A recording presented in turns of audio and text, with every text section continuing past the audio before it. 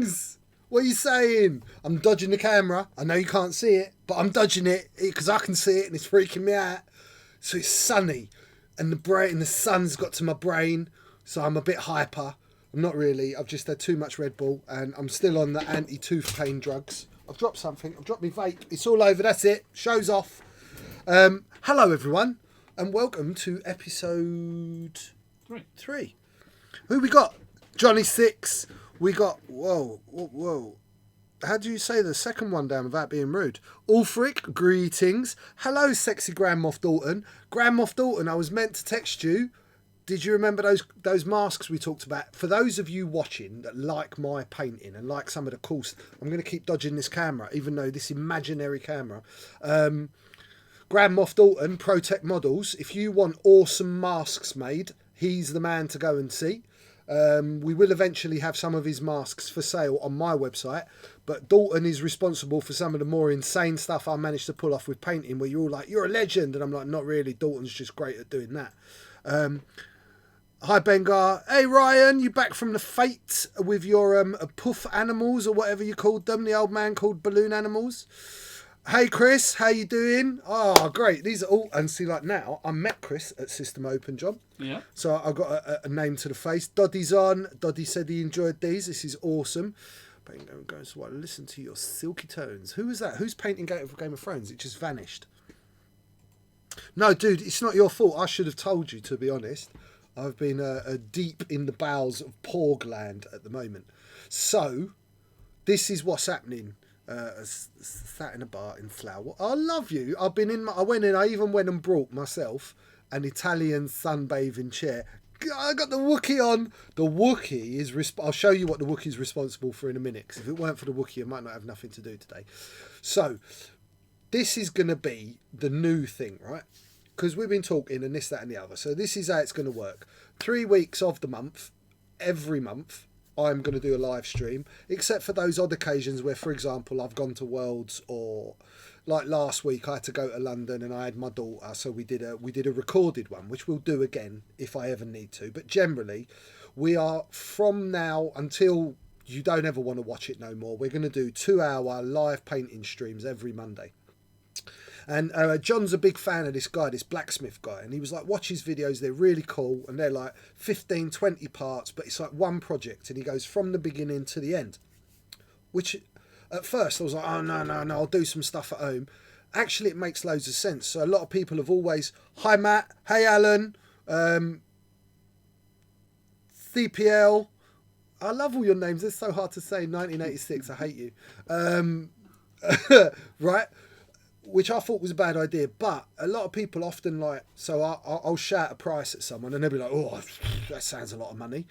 And it's because they don't realise how long a lot of these things take. So in some ways, I'm going to kind of like bust the myth. So if you've been a Patreon member for ages, you had access to all the lockdown videos. And so you got to see like these amended videos of me working, a lot of time-lapse stuff. So the camera would get cut or it'd get speeded up, or... You know, a lot of it was done, and it makes it feel like I've done 8 hours work, but it actually only took me 40 minutes to do it. This way, you're actually going to see the work. So in the last episode, I started the Sith Infiltrator, right? Any chance, John? Is it Alex still? Yeah. By any chance, John? Oh, right, okay. I'm John's going to do some... I'll reply to that. With replying, because I'm confused, and it's on this side of my camera, so I have to dodge the camera to look at the screen. Hey Kay, I said it right. Right, I'm carrying on with a Sith Infiltrator. I was going to go home, I was going to finish building it all, and I was going to bring it back and then paint it. But he was like, don't do that, finish it. And he was right, because like the last time I did it and I watched it back, I realised I was trying to show you how to use white plastic card on a white background, which was stupid. So I fixed that. I've got a little green cutting mat, so you'll be able to see some of the more delicate stuff. I am going to finish the Infiltrator, and it ain't going to take me 2 hours because I've only got 1.5 to do. And then I've got one of those vulture droids, which I'm going to try and do some shenanigans with as well, because it's the same principle, kind of a bit of modding. And then next week, I'll definitely be at the point where I'm going to paint it. And the idea so far is I'm pretty sure I'm going to do like red as the overall colour, but I'm going to do a cloaking effect as well. So if any of you watched last week's airbrush video where I did the review and I painted the lightning, there'll be some of that going on, but actually on a model, because that was on a bit of paper. They're floating around here somewhere, I do believe. Yeah, look, here we go. Which way's up, he says, for lightning. So this was what I painted, and there might even be another one here. These are what I painted. So I did one at home, just messing about, and I did one on stream, just to show you. So I'm going to use this kind of technique on the edge of this. The awesome Lee Dalton from ProTech sent me some of this super duper black paint. It's called Black 3.0. Blackest black. The blackest black you can get. So he sent me that, and I thought this would be a good opportunity to test it out on stream for you guys. Hey, Fred. Wow. Really great for you joining in. Thank you very much for joining me, Fred. Fred is an awesome cosplay guy. I wish I had his cosplay talents. And really nice chap to boot. Anyway, this is not about you, Fred. This is all about me. So I'm going to use that black. I'm not sure with the red whether I'm going to go with like a standard red. And that would involve me doing a grey base coat and pre-shading everything and then like wafting this red over, or whether I do like the candy red that I've done on Iron Man and then do the cloaking effect. But that's for kind of next week. This week we're still doing the Sith Infiltrator. Yeah, no, they're not that easy, brother. This week we're still doing the Sith Infiltrator. I've lost my point.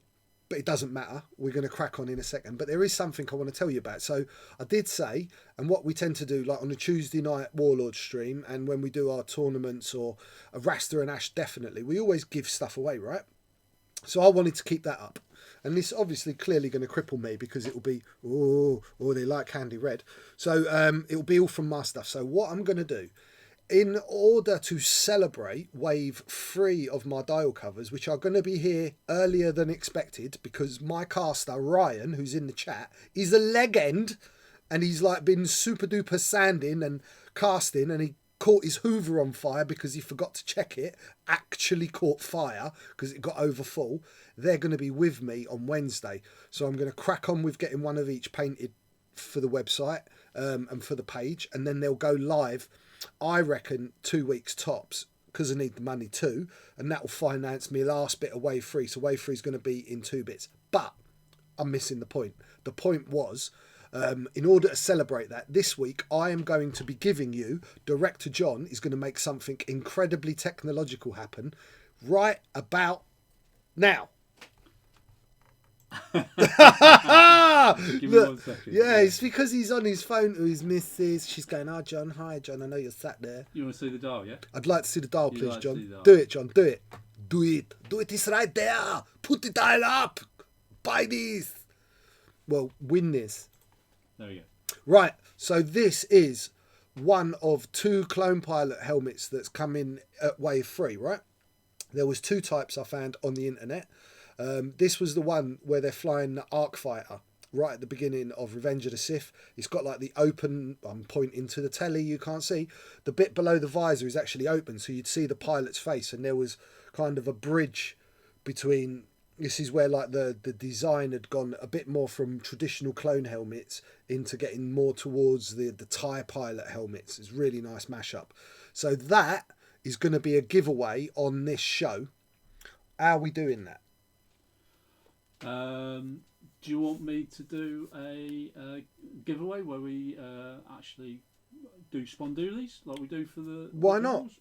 Let's do that. Right. So give me a few minutes. It's going to happen later on in this show. We're going to be giving that away. We've got 2 hours and that.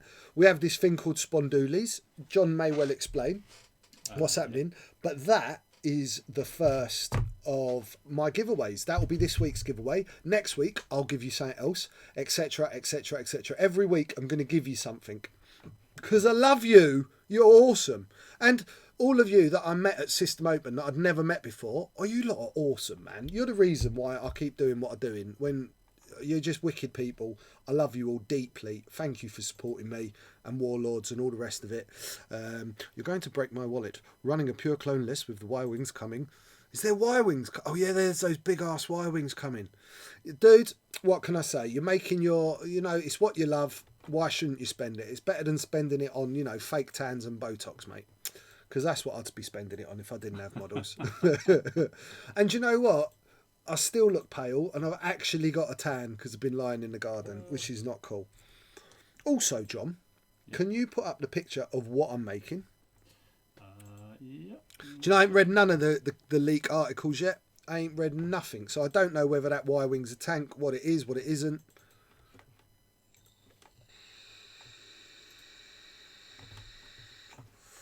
Oh, clearly 1991. I hate you even more than 1986 because that's clearly when you were born. But thank you for subscribing. Those of you that are subscribed on Twitch Prime, and can you earn spondoolies even if you're not subscribed? Or do you have to be subscribed to earn spondoolies? You can earn them, yeah, you can. But generally, the ones that subscribe, you earn spondoolies. For every 10 minutes you're watching, there's lots of things that let you earn spondoolies. And so, shall I go through it? Yeah. So if you subscribe, you'll get 100 straight off. Every 5 minutes that you watch, you'll get 2. If you just follow, you'll get 20. If you donate, you'll get 40 for every $1 that you donate or pound that you donate. There you go. You heard that. I didn't even listen, but you can rewind if you want to pay attention. Dara Boy, hello Dara Boy. I like that. Is that the famous Dara from all like the comedy mathematician guy? I hope so. It'd be amazing if it was. Hey Kay, I love you. Thank you very much. Everything that you donate goes to keeping these streams on. We are not a profit-making organisation, not of yet. We haven't worked out how to make money out of playing games and doing stuff we love. But every little bit keeps the lights on. There's 2 massive ones that are right on my face.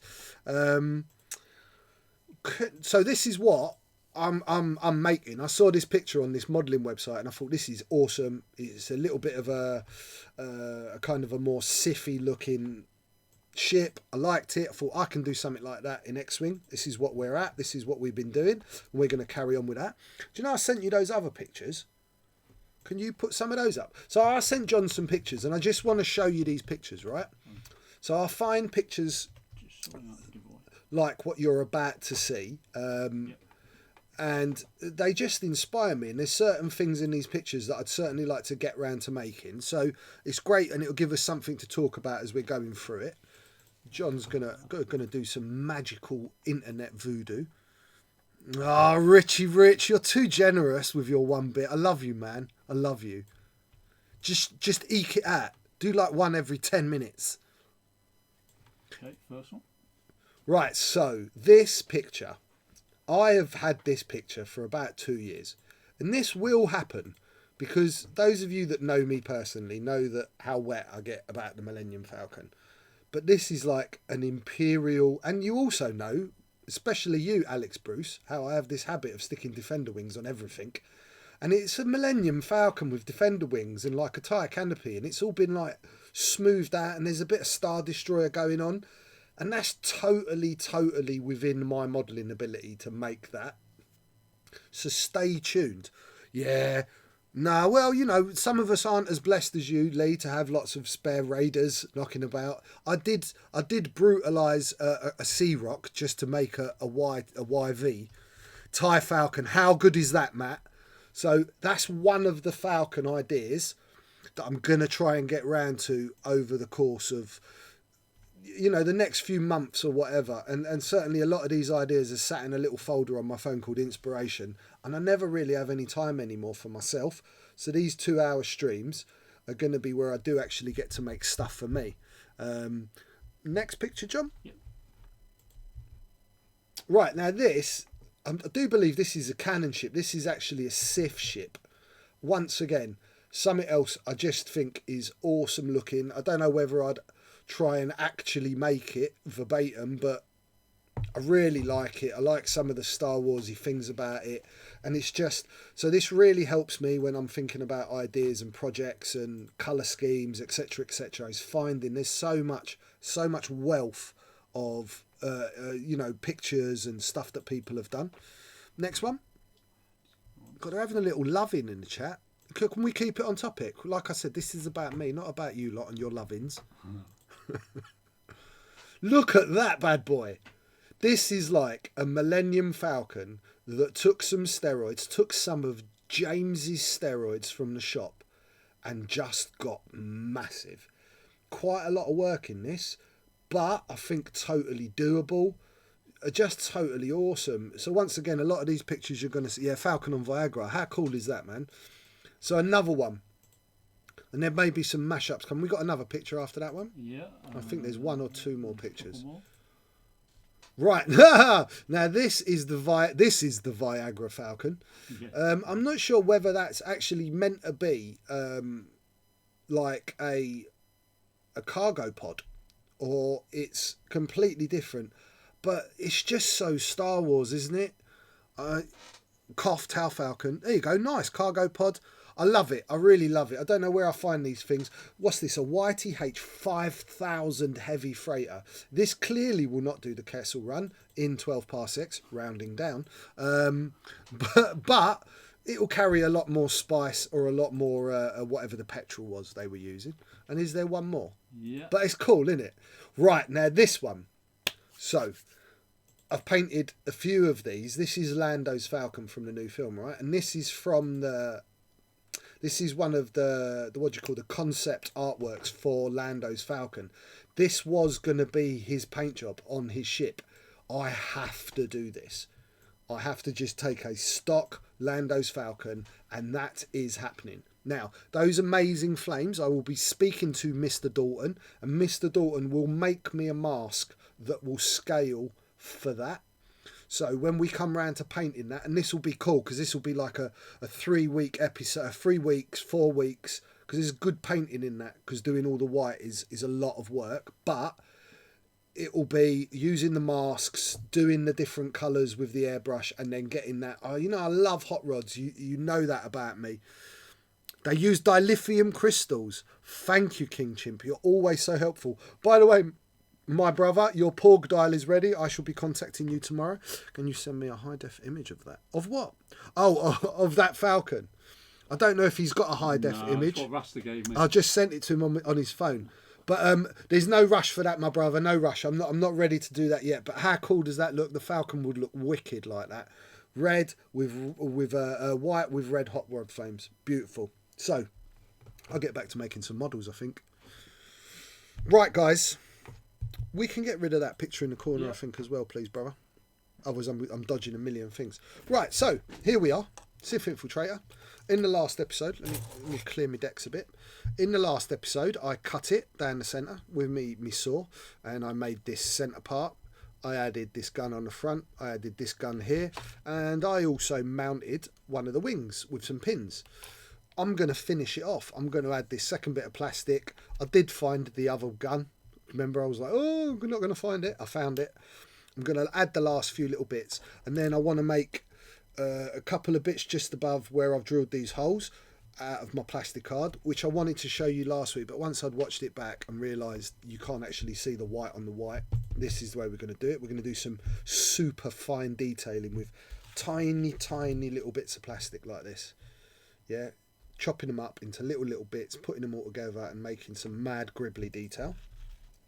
If I run out of time, run out of stuff to do in my 2 hours, the amazing Kevin the Wookiee nearly won System Open Bellamy, respect, gave me this. Because I'm not lucky enough to have been one of the people that managed to get one of these ships. Kev's only got a couple.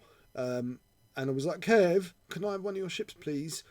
Because what I'm going to try and do is make this stand up. You know, like they do when they land in the film? Well, we've got grappling struts. And I was like, oh, it really tie in. And I'd probably like want to run this with 3 or 4 of these. So I'll probably do all the paint job to match. So if that ends up red, these will end up red, etc. And I just thought it was nice to tie it in. I'm probably going to look at using little teeny weeny magnets. I don't know yet. I don't know whether I'm going to fix it or whether I'm going to have it where I can open and close the wings, the legs, so to speak. But this is one that shouldn't take too long, that I'll hopefully get to at the end of today. And just quickly, I know I'm not going to be using it, but as I was packing my stuff up, I found this, right? This is a bass guitar wire. So I got lots of this somewhere at home. Someone, I do believe it was a young man called Chris Shepperson, who used to work with me at Games Workshop. He's now an independent games designer. I can't think of the company. Sorry, Chris, if you're watching. I'll call him Shep anyway. But these are his old bass guitar strings. And you can get these in all different thicknesses, clearly, because it's a bass guitar. But they make amazing, like ribbed tubing when you're modelling. And you can bend it. It's really hard, this, because this is quite a thicker bit.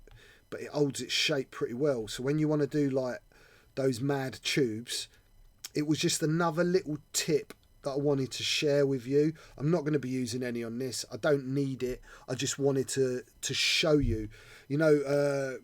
Converting stuff and model making is about, deception. It's like trompe-l'oeil, it's trick of the eye. You're using something to be something else, save you a bit of time, and deceive who's looking at it. You wouldn't have known it's a bass guitar string. You certainly wouldn't know when it's all painted up. It looks like that wicked corrugated tubing you have on stuff. I play bass and I have lots of old strings. Hey, Haney, thank you for joining us. Blessings, man, the other side of the pond. Yeah, they're really good, bro. Don't chuck them away. In fact, what I'll do next week is I'll bring in a few of my orcs that no one's ever seen, ever. Only Johnny Cannon, who's been round me ass, and a couple of people. And these are all like Badrux flash kits, and they are covered in tubing and pipes and bits and bobs. And you'll see how I use them and the bends I can get on them. Really great bit of kit.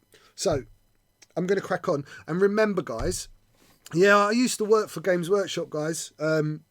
Those of you that know me from back then, I was in all the magazines. I was in White Dwarf for about a year.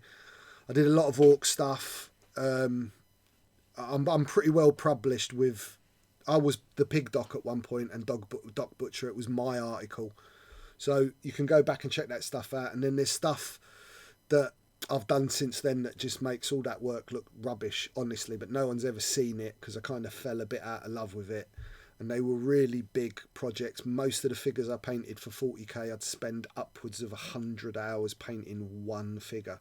They were all painted to Golden Demon standard, and that breaks you after a while, especially when you're trying to paint 60 orcs.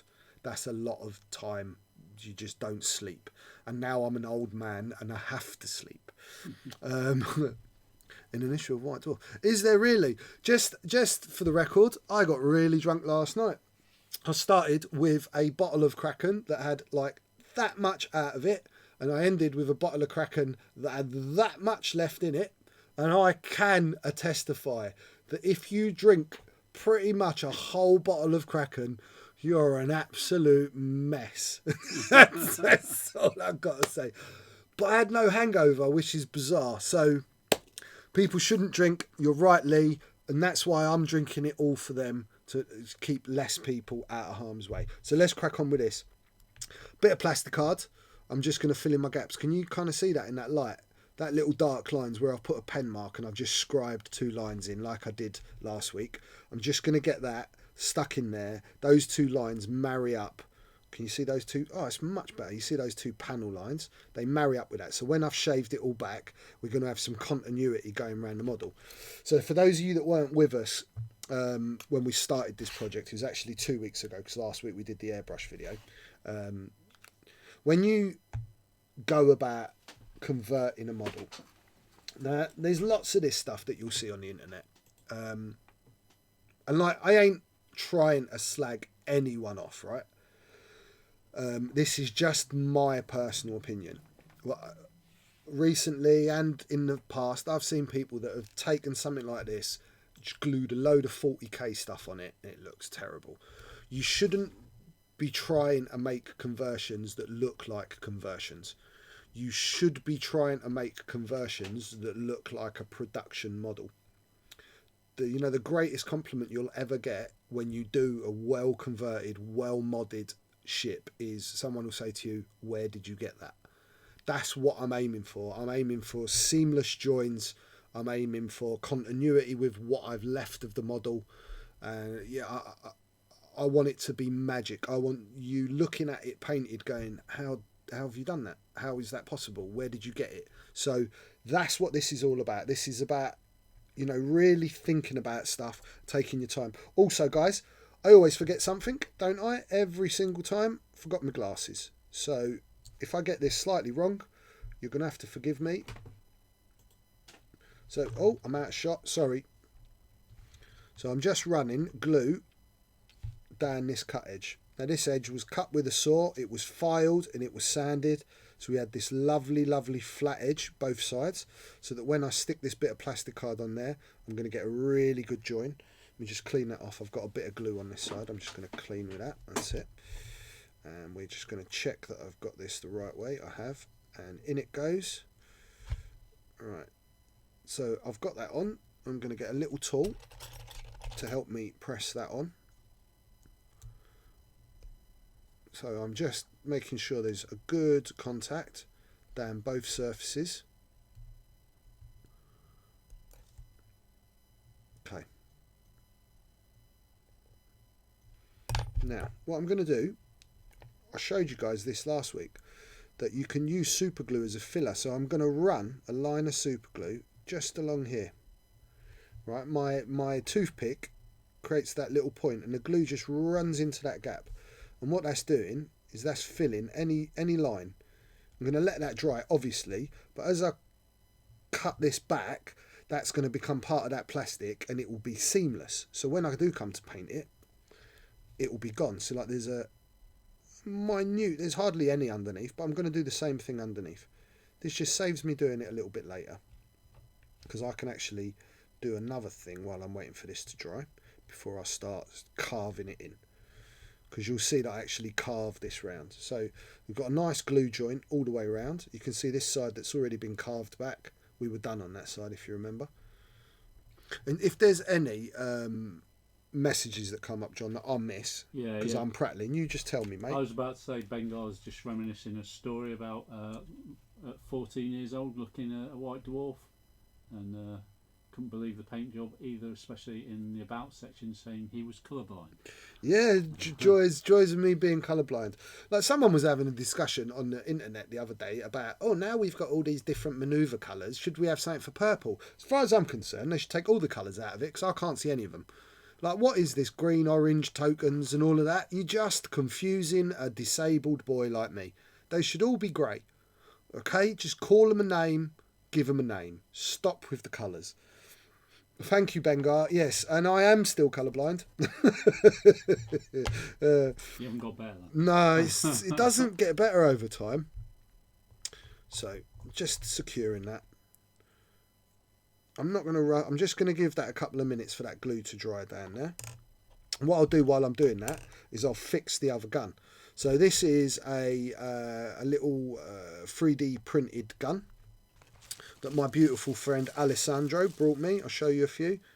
I'm not sure where they're from. They might be from Shapeways or something like that. These are tiny little 3D printed guns that can be used in kind of a Star Wars scale.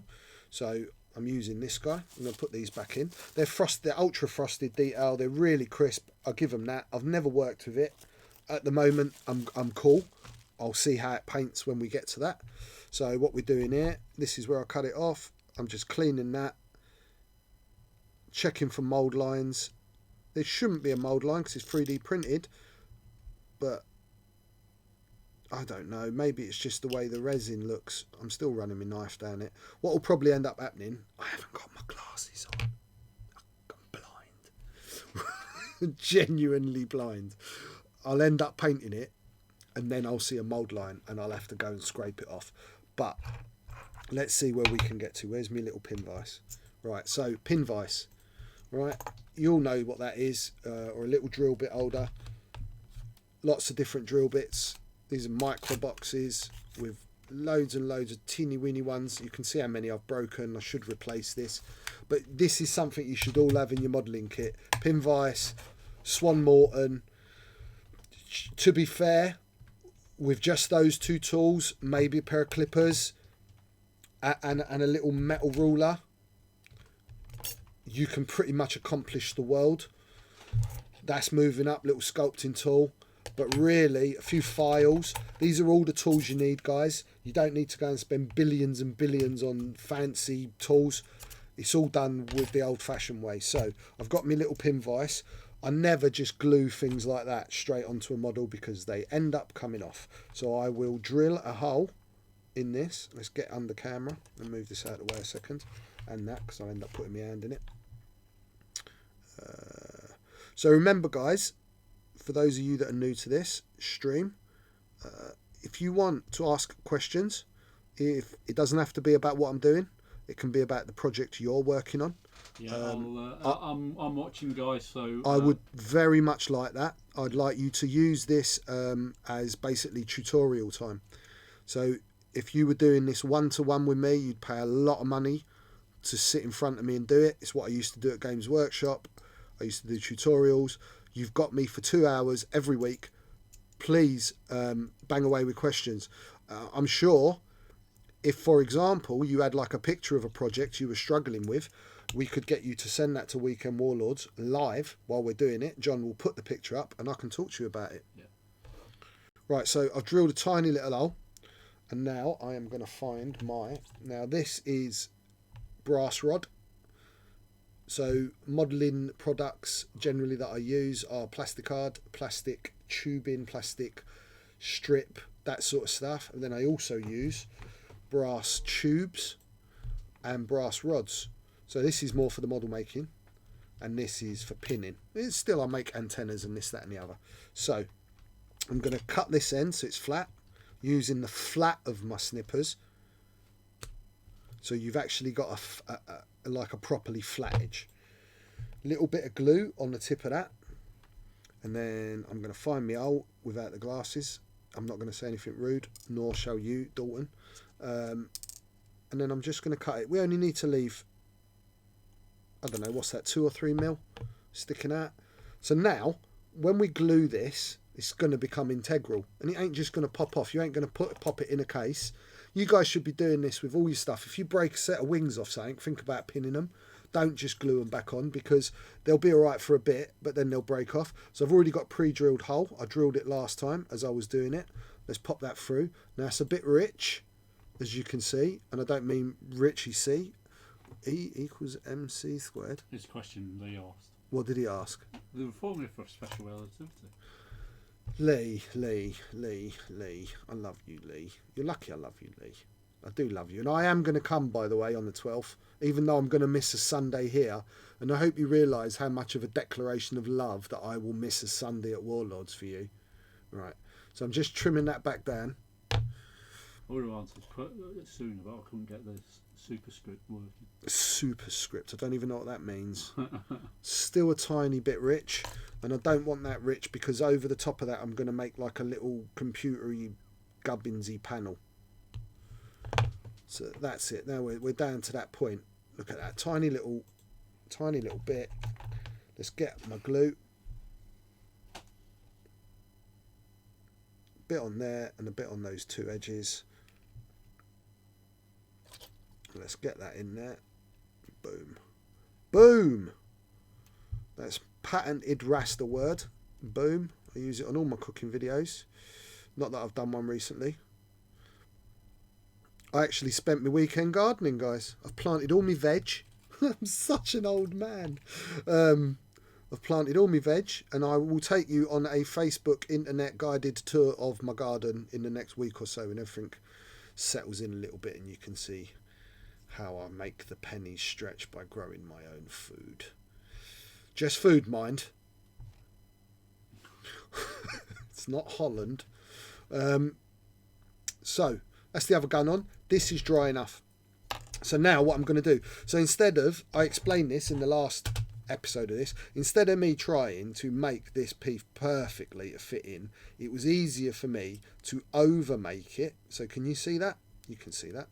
You can see how it's extra on both sides.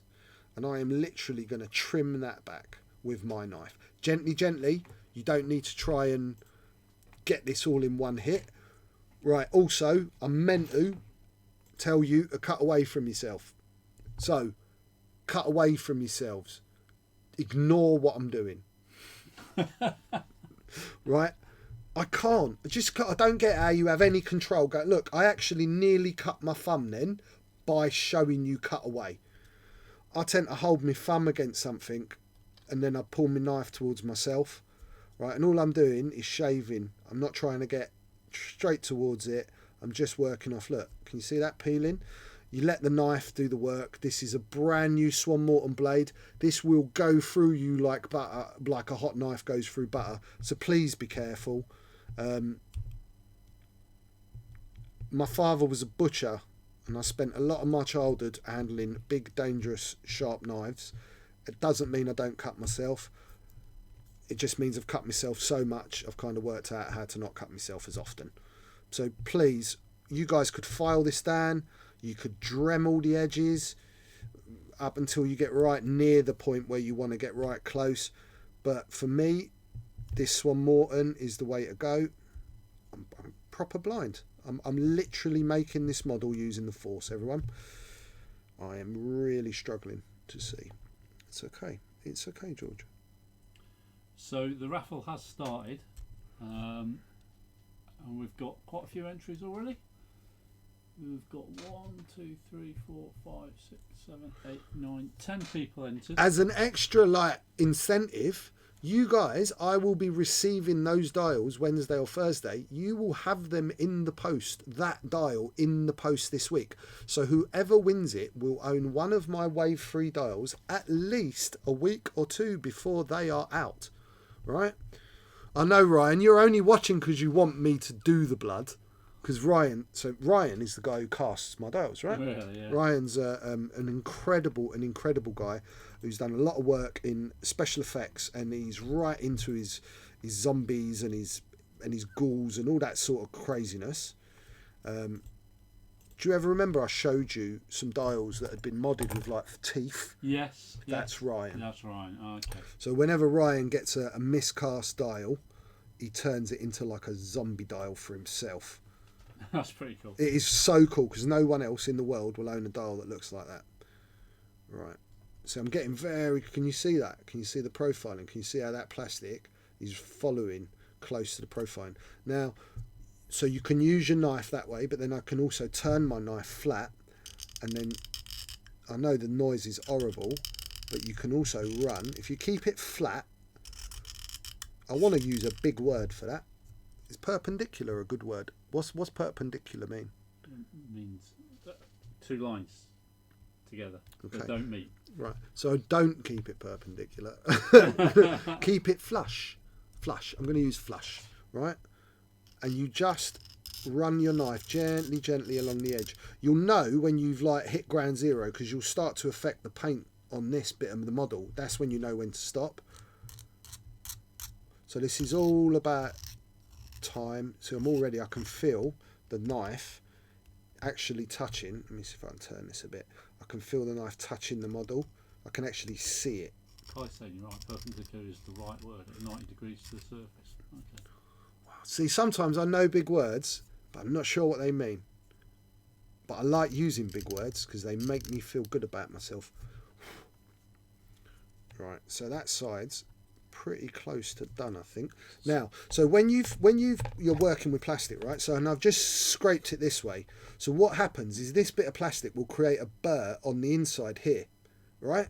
Because I've forced the actual the product down, and I've created like this ear. So then you get your knife and you go on the inside and you gently just clean this edge, right? This is all part of flatline model making. This is old-fashioned modelling techniques that would have been used. You know the films we all love, you know the ones, Star Wars. Those original models, this was how they were made. They were made with a little guy sat on a bench with a knife and a ruler, making lots of plastic shavings, right? So this is proper old school model making before they were designing stuff in CAD. And to be fair, so let's look at something like Games Workshop. I know like Tim Adcock personally, who was responsible for the Rhino, the Land Raider, all those iconic models that were made from scratch by him out of plastic. Then you get to a point where they only design in CAD and there's something lost in the models. So there's something to be said for these old-fashioned techniques. They shouldn't be poo-pooed. And they're just so satisfying when you get them right. Right, somebody in the stream did ask what the raffle was for, so I'm just going to put that picture up there, George. Right, that's what the raffle's for. It is for a wave-free Clone Pilot helmet from my dial covers. They are not available just yet. That is the first batch that are arriving back from the casters. So one of you lucky guys, if you join into the raffle using your spondoolies, you have the ability to win that, and I will be sending that out to whoever wins it before they're actually released to the rest of the public. Thank you for the subscribe, Bonsai15. Thank you, Bonsai. Awesome. So I'm pretty close on this edge. I think I've got it perfect. Yeah, I think I've got it pretty much perfect.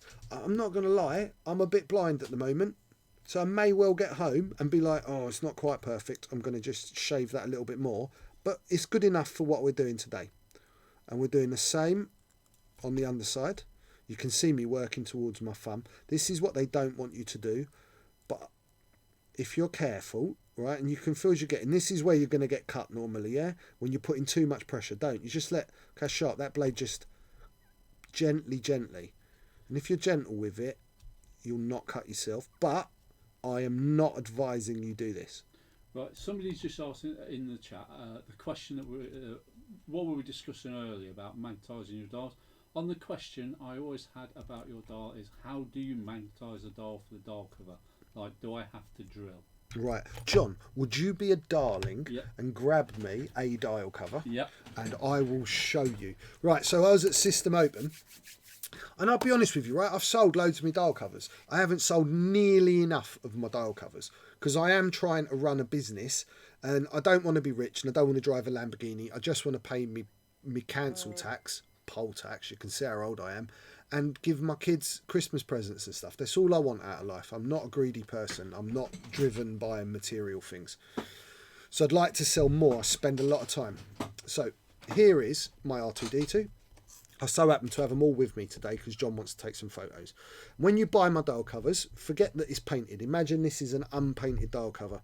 They come to you in the post with two magnets already inserted in the back of a dial cover, and attached to those magnets are two extra magnets. Right, that's how you get them unpainted. They're primed. Let me just start off because they're all resin, so I clean every single dial cover for you.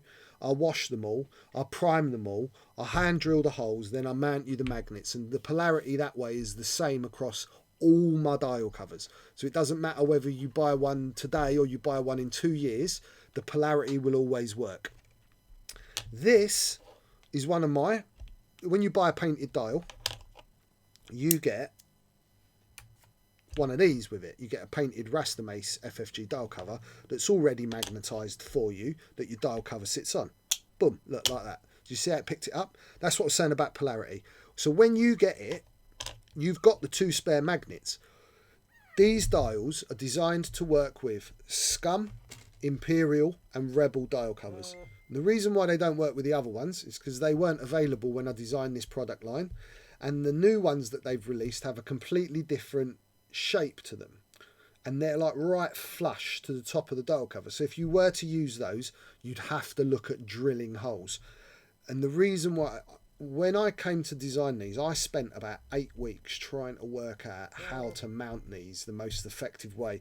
Was I going in the centre? Was I going to make a backing plate? Was I going to stick them? And after trial and hours and hours and hours of trying to work out, I found these points. Now these points are the same accessible on all three of the aforementioned dial covers, Scum, Rebel and Imperial. It doesn't matter what cover you use, those two gaps are free. As long as you imagine that, which it is, that's the top of your dial cover where the gap is, and you're just imagining that you've got a centre line right down through that thing. So when you buy it, you've put your glue on the back, you turn it over and you literally just place it, and it will find a nice happy little spot. Let the glue dry for an hour, twist it, and it leaves your magnets there. You're done. That's all my dial covers are. They are the easiest thing in the world to work with. A lot of people thought you had to drill them. Look how flush it is, right? And it doesn't matter what dial cover, because I've sold them to you with the magnets in, your polarity is always the same. So the idea was you'd never, ever, ever need to own more than 8 dial covers, because you can't have more than 8 ships in a game of X-Wing. So you buy 8 of those, or you buy 3 packs of FFG dial covers. You've brought some dials, you've got those magnets on. I don't care whether that's got a scum sign there when I turn it over, because I've just put R2D2 on the front, and clearly that's going to be Fat Han, which everyone's raving about at the moment with R2D2 on board. That is all there is to dial covers, guys. I will do another little video. I was talking to John about this. There seems to be quite a lot of people not understanding how easy and how simple they are to use. But they really are. So please, if you haven't brought one, get out there and buy one. I still have all of my Wave 1, Wave 2 and Wave 2.5 in stock. And anything that I'm low on has just been reordered from the amazing Ryan and will be with me shortly. So I'm doing the underneath. I'm back to this. Have we done a... do they know what's coming in Wave 4? Of your dial covers? Wave 4? Is it Wave 4 or Wave 3? Jesus, John, give us a chance. I don't even know what Wave 4 is. I do have an idea for Wave 4, which I'll talk about. So Wave 3 so far, so I've had to split it into 2 because there's quite a lot in this wave. Most of my other waves have been about 7 or 8 dials. This one is turning into 11 to 12 at a minimum. And I'm only got so much money, and I'm not even going to lie, not all of the heroes are made because I work with Kev. Kev does a lot of my cutting and he's a busy man and he can only get so many done for me at a time. So 7 of them have gone off, 7 of them have been completed and 7 are coming back. So in the first 7 you've got 2 different clones, pilots. You've got General Grievous, you've got a battle droid, you've got Obi-Wan Kenobi and Plo Koon, or Plo Koon, one of the 2. No, Kai, you can't have measurements. It's all in a computer. I'll send you a master circle with the holes cut for you. It's really important those holes never move for anything you're doing, Kai.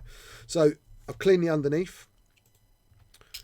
I'm just going along with my knife again. Now that I know I've got that nice straight edge. The glue that I ran has filled even the slightest hairline gap between those 2 plastic joints, and then I'm cleaning the inside like I did on the top just to clean that burr off. Wow, I really must be looking cack-handed to you lot without my glasses. So I'm just using the Force in this episode. Rasta uses the Force, and if I get through it without cutting my fingers off, I'll be happy, man. So cleaning this side a little bit of glue I got in there, just cleaning that off. Right, so the front bit, I've cleaned top and bottom. We're back to nice and smooth. Gap is filled.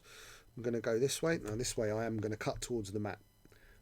Because, see, it's the knife, boom, and that would have definitely cut my finger. So let's get the worst off.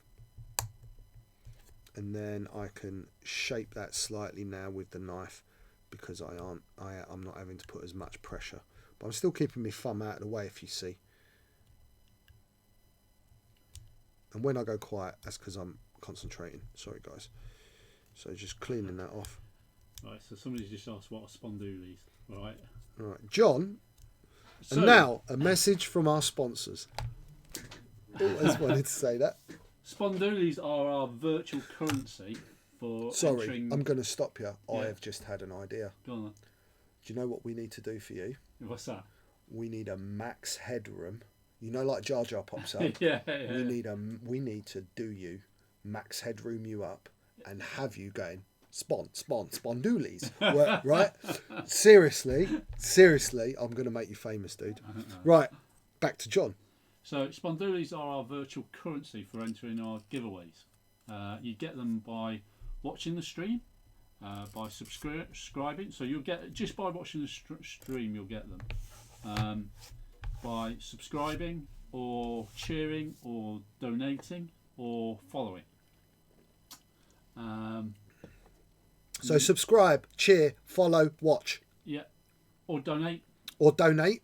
Gives you spondoolies. Donate directly onto our Streamlabs Yep. I'll throw the link up. Money is also deeply appreciated.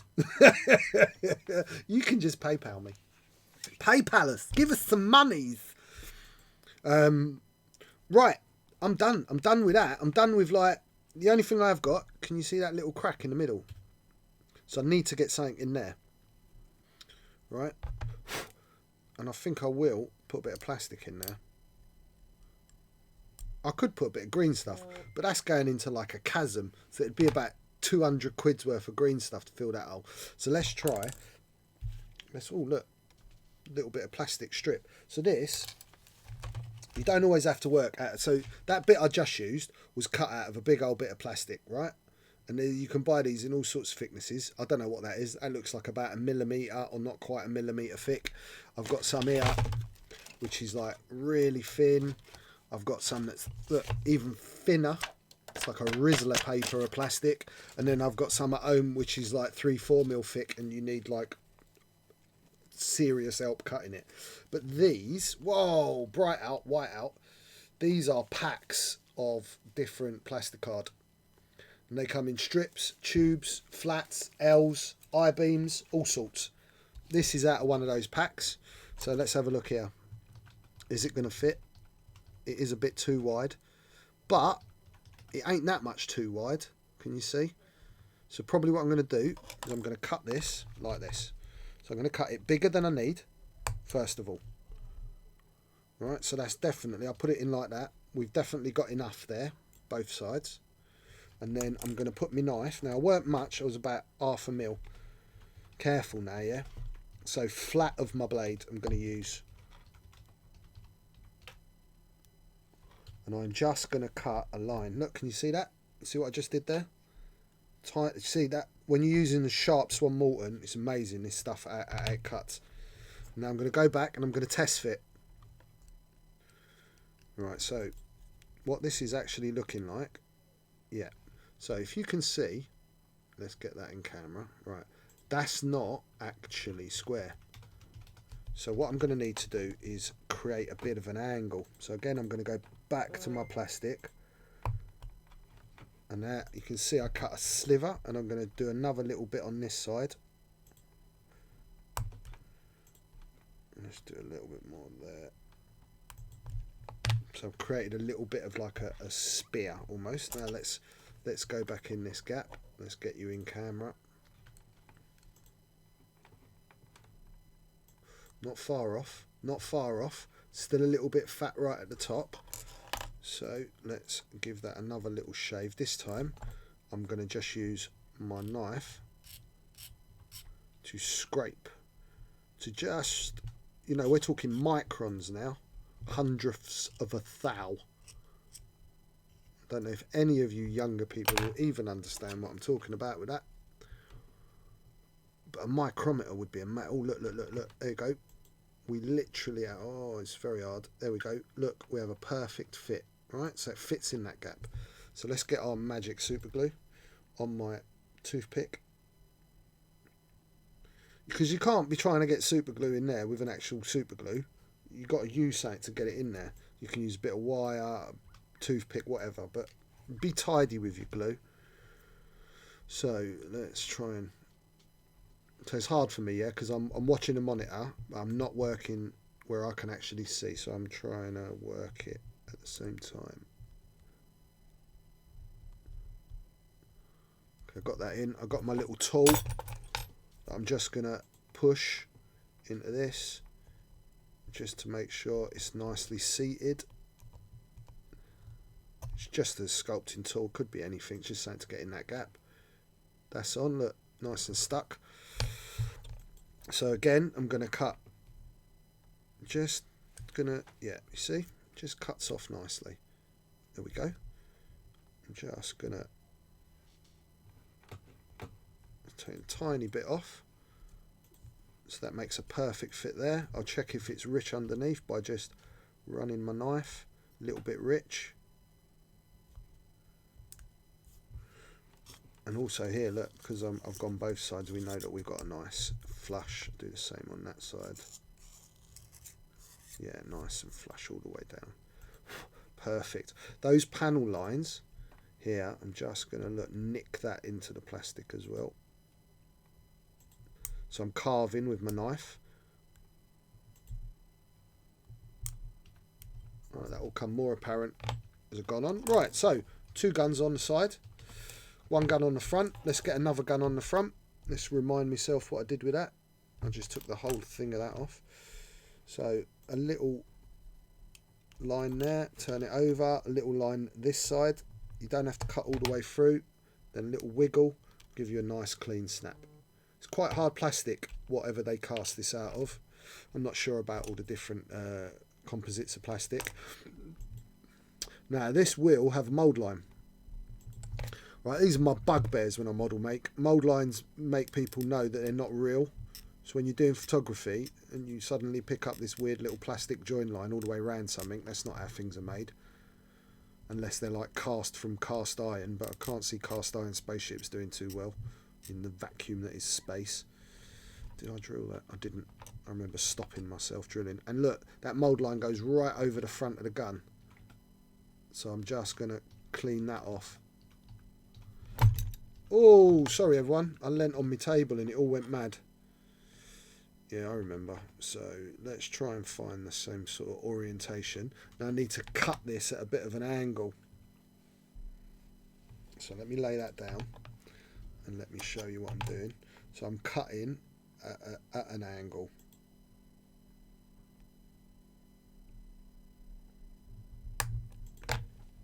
Let me show you. Can you see? It's not flat anymore. It's got this angle to it now, because that should fit better onto this. So now test fit, test fit, test fit. More bits from X-Wing Tavern Wars. Tavern Wars, So I dude, believe we actually love you. Cheered before we actually started as well. Tavern Wars is awesome. So I need to be more extreme with that angle. So let me turn that over so you can see. Right, so I need to increase the angle that I've cut at.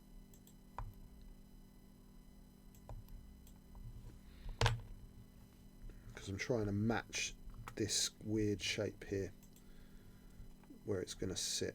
Yep. And then I'm going to do what I did before, which is drill hole. Tiny little thing. So when you're drilling, I should have probably, like I did last time, remember I said this, I should have done this before I cut, it don't matter. I'll start flat, and then once I got purchase, that sounded dirty, I'll turn my drill bit. Right, so then my drill bit, look, is going in flat. Right, this doesn't have to be super deep, it's just enough of a little hole. I keep leaning on my bench, guys, sorry. Just enough of a hole for me to put a bit of pinning wire. Same again, bit of glue in the hole. Clean that off. Cut that off. This can be a bit longer, this one. I probably will trim that, but I can start with it a little bit longer. Let that dry. While that's drying, I'm going to drill a hole in... Drill hole? Drill hole. That's how we say it in London town. God blimey, Mary Poppins. Did you drill a hole in that? I did indeed. Okay.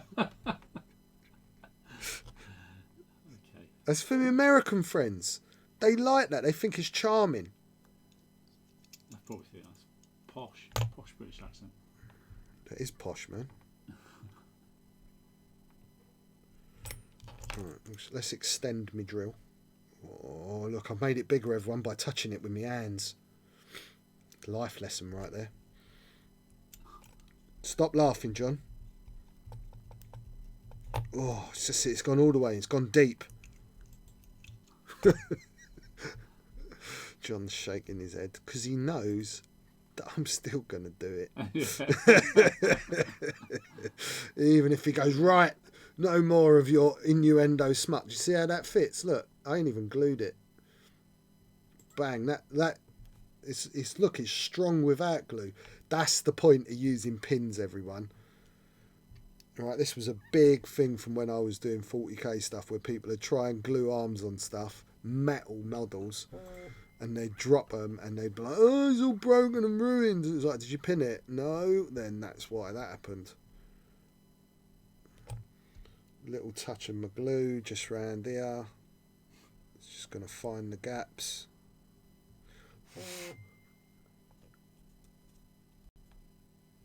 Guns on.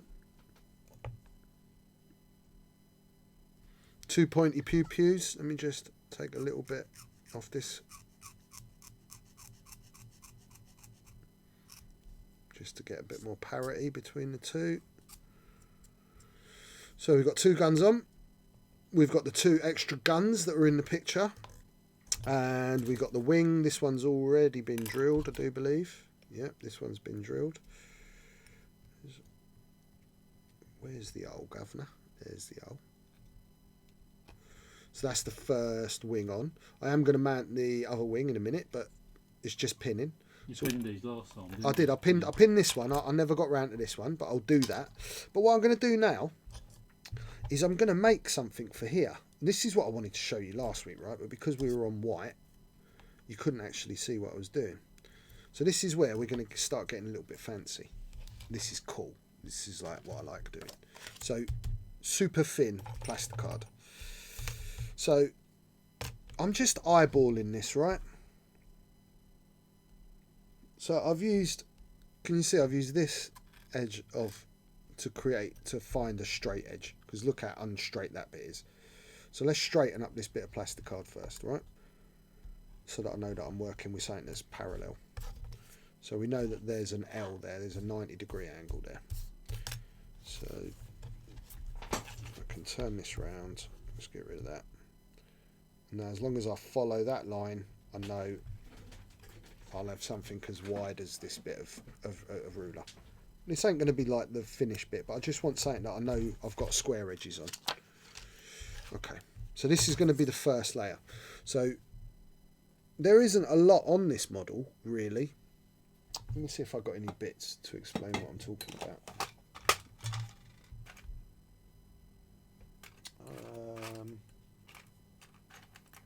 Yeah, actually, I have. So that's the back off of YV, and you see all this detail. Imagine it flat before that detail goes on. And then imagine all these little bits. So that little, come here, they're so small, can't get hold of them.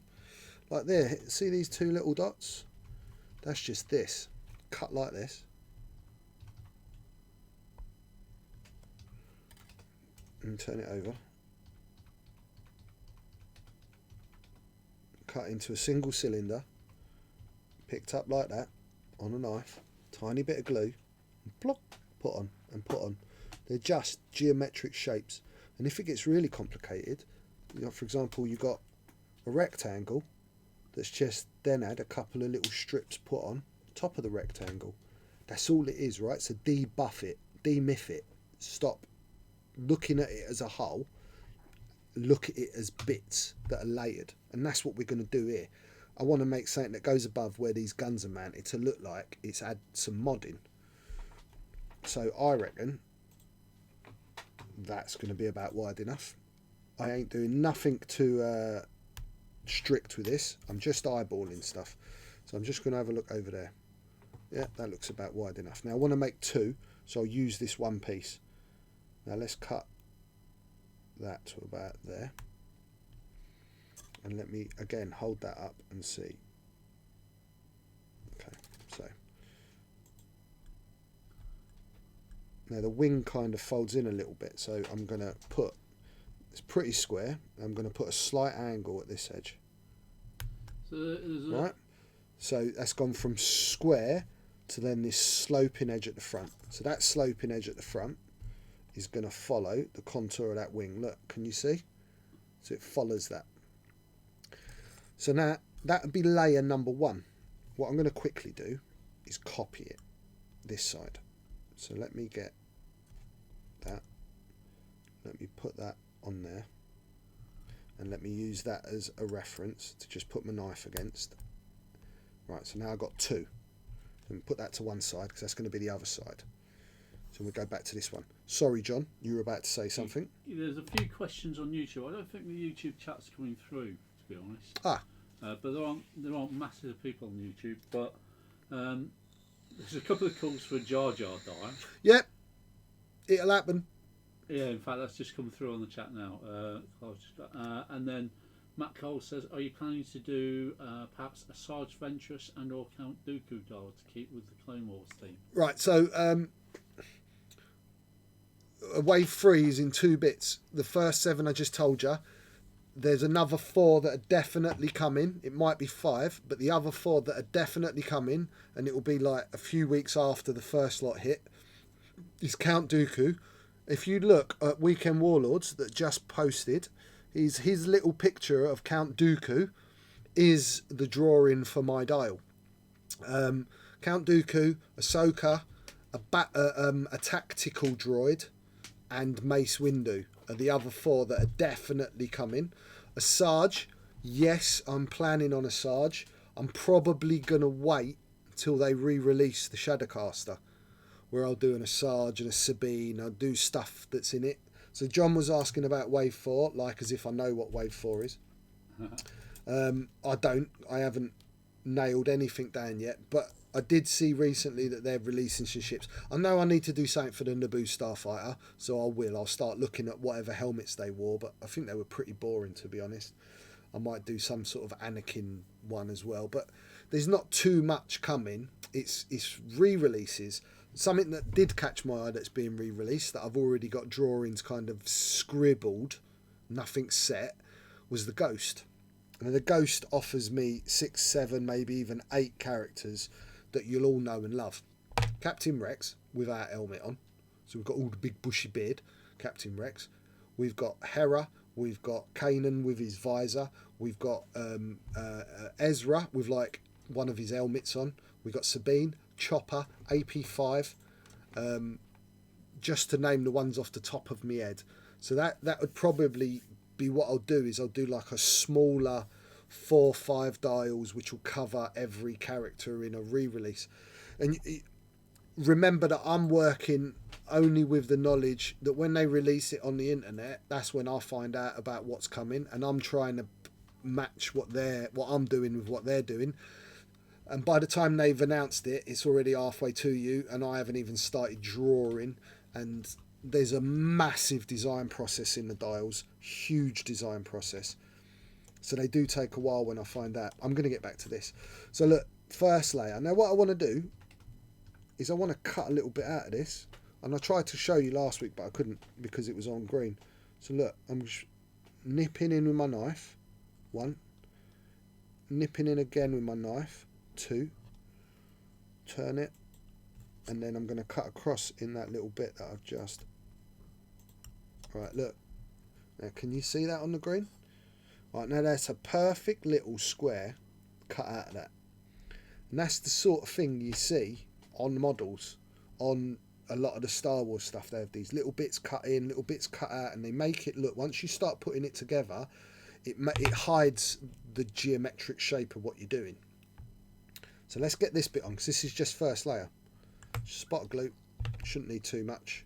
Get me knife, right, nice and sharp. You won't even damage it. I'm barely even touching this. It's more just, and then boom. Right, hold on. Oh, don't. So it just stuck a little bit too quick, so I'm not quite happy. So I will trim this just a little bit. That gives me back a better line. Right, so working with super glue over plastic glue, one of the downsides is what just happened. It's slightly stuck a little bit too hard and quick, but now I can alter these lines slightly on the model. Right, it's also easier to take off if you needed to. I could get a knife underneath. If you do this with plastic glue, you can't. So that's the first part, and now I'll add some detail. So now I'll go in my little box of bits, and I'm going to find some shapes. Okay, so look, very small bit of square bit. I'm going to have some of that. I don't know if I'm going to use it. I'm just going to get a few bits. Gonna have a bit of that. Go on, John. Ask a question while I'm. I wasn't going to ask a question. I was going to actually point out that it is worth noting that sometimes we spoil some of your up and coming designs on our merch store. You do. Yeah. You mentioned that, John. Yeah. So if you're watching on YouTube and you look down, you're probably watching on your phone on the Twitch app, and you go across. He doesn't even know. No, I don't even know. Look at this. There is some way of actually seeing the links below the actual video, and I don't have to do that now. I was going to say, but I don't look that clever now. No. Just look rubbish, George. You do. I mean, you know you look rubbish. Yeah. And that's why we don't have you on screen, right? But yeah, now you even sound rubbish. I sound rubbish. Right. So this bit is square. And it's a little bit thick. It's about 1/2 mil. This bit is a rectangle. It's really thin. Again, rectangle. I've got a rod. I've got some different thicknesses of rods as well. I'm going to start. I'm just going to mess about, right? I just want to create some design, some detail. So I'm going to take a bit of this square. And I'm actually going to do this on the model, right? So I'm getting this on my knife and a bit of glue. And a little bit of glue on the back of that bit of plastic. Oh, the Twitch app is really bad, you know. Right, now. It's not me. Alright, you can see that stuck on. It is hard because it is white on white, right? Now, I'm now going to cut this at the front at like a 45-degree angle to stop this just being a big old bit of square I just stuck on. And I'm going to do the same on the back. Maybe not quite 45, maybe like 30-degree angle.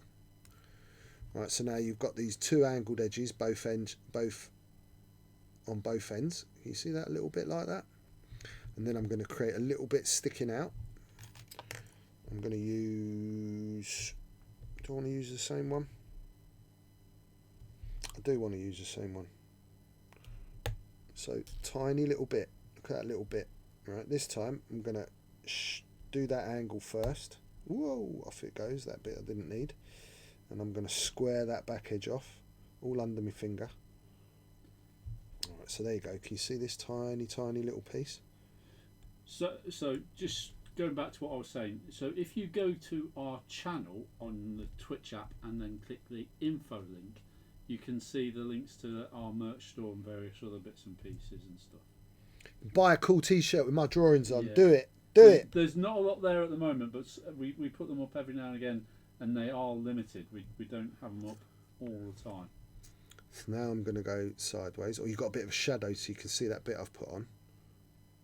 So look, I'm going to connect that there. Alright, nice, nice. And the YouTubers should subscribe if they're watching. Now what I've done, and I've just gone over the top just to lessen the height a little bit. I want to put a touch of glue in between these two bits because there's a very, very tiny gap in between them, which I don't want. I want that to join. Right, but suddenly I've got this, let's see if I can get it in the light and get it the right way with a bit of shadow. I've got this little bit of architectural detail. Now I'm going to get, let's get a small one. Stop whispering, George, you don't need to whisper. I might even want a smaller one than that. I did see some stupidly small one earlier. Where did you go, stupidly small? There you are. Right, this is 0.50 of a millimetre. This is 1/2 millimetre rod. Look, it's tiny. And this is why I need my glasses. Now I'm going to cut this into nuts.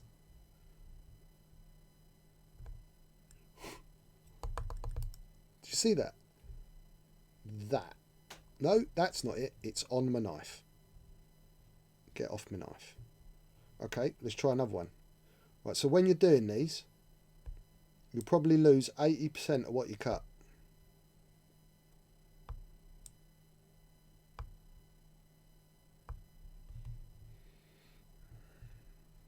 breathing as well. Yeah, man, I hold my breath all the time. So there's 4 on the tip of my knife. Can you see them? And they wonder why I drink a lot. Right, so now I have to get one of these. It's really hard without my glasses, but I did it. So that is on the tip of my knife. Now this is actually the hardest bit. It's getting the glue on without losing the bit. Nope, the bit's on the thing. Okay, try that one again. Let's do it like this. Let's put a bit of glue on the plastic. That's better.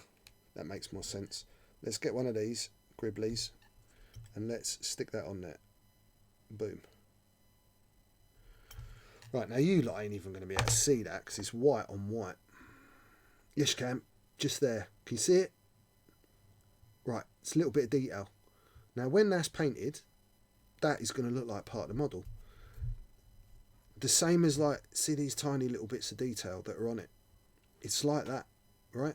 When my first Millennium Falcon, if anyone's ever seen my Millennium Falcon, first ship I ever painted for X-Wing, if you look at it, the biggest thing about it is I riveted it, the whole thing, because it had no gribbly detail on the model at all. So I went and I cut these and I did every single nut, bolt, screw hole like that on the Millennium Falcon. It's little bits of detail like that that just can take your work to another level. Let's put one of those just on the plastic. Here's another way. Let's see if this works. So this is on the tip of my knife. Where's camera? Tiny. Let's see if I can get it in the glue and away from the glue without it sticking to the glue. I did it. Right, now let's put one of these just in the corner here, just to show you. There you go. Boom. Right, can you see that? So that's tiny, minute. It's 0.5 millimetre wide. It's less than 0.5 millimetre high. Right, and I'm starting to add. So this is becoming a little bit more chunky and a bit more industrial. And it's just going to get to that point where, like I said, where people go, where did you get that from? I actually want to, looking at that, I'm going to cut this corner off. I'm not quite happy with it being square. That's better. So you can see I've changed the angle there. I've changed the shape of that panel. That's enough on that panel. I'm going to do the same thing on the other side. Are we having any more interesting questions, John? Dolly's Gaming's in for the raffle. Hey, Doddy. Doddy's awesome. I like Doddy. All the Stoke boys are awesome. Somebody has asked about whether they can mention a tournament they're running. And who is that that's asked? It's Bonsai 15. The only thing I would say is, yes, as long as it doesn't clash with any of our Weekend Warlords tournaments. Yeah, absolutely. So messages But hold on, I'll tell you what, Bonsai, who are you? I've got a good idea who this might be. Who are you, Bonsai? Tell me who you are. Do I know you, Bonsai? You can always whisper it to us, Bonsai. Oh, whisper. I'm watching the whisper. Whisper? Yeah, whisper to Weekend Warlords. That is not a new type of Phantom that's coming out. It's already out. So those of you that have been playing X-Wing and watching X-Wing, how do you feel about the Americans losing their shit about Fat Han? Just, what? What are you doing? Chill out. Man, this game is hilarious. People have arguments about nothing. Mark Jennings. From D-Side Defenders. No, I thought you were, someone spoke to me at SOS about something similar. Well, if you whisper John with the details, and as long as it doesn't clash with what we're doing, we'll give you a little shout out for your event, brother. Yeah, just tell us the date.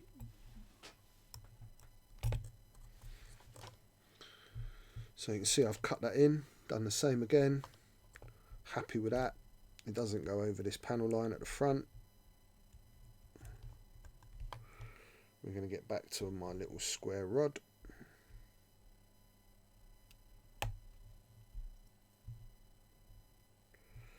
So, bit of glue. Let's get a new toothpick.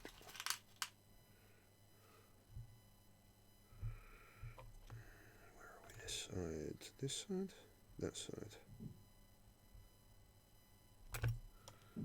So Bonsai says that he did speak to you over Messenger.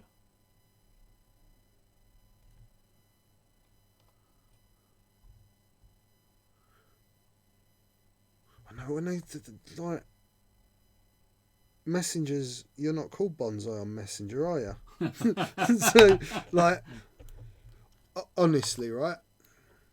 We're in a community where we have a lot of people that struggle with anxiety when it comes to social interaction. I'm not that person. I love people, love talking to people. I suffer from quite bad anxiety dealing with the internet and dealing with my messenger.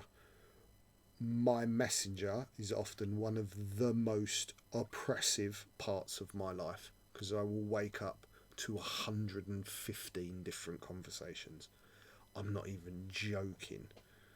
It's relentless. I have messages from people I've never met, I'll never meet, and they want to know A, B, C, and D. And I've do my best to have time for people, but I sometimes shut down a bit with Messenger because it overwhelms me a bit. So, like I said, on Messenger, you're not Bonsai. So, just whisper John. I think I know who you are, but especially if it was recently, as I know who's asked me to do something like that recently. But the D-side thing has thrown me a little bit. But then I'm not great with geography. So I've just cleaned up front and back. You do know me. Yeah, it's so good. Not like carnally, though, everyone. I might do, though. I did have a bottle of rum last night. I may have had intimate relations with the tree in the garden. But there was no cheese on the stairs, which is always good.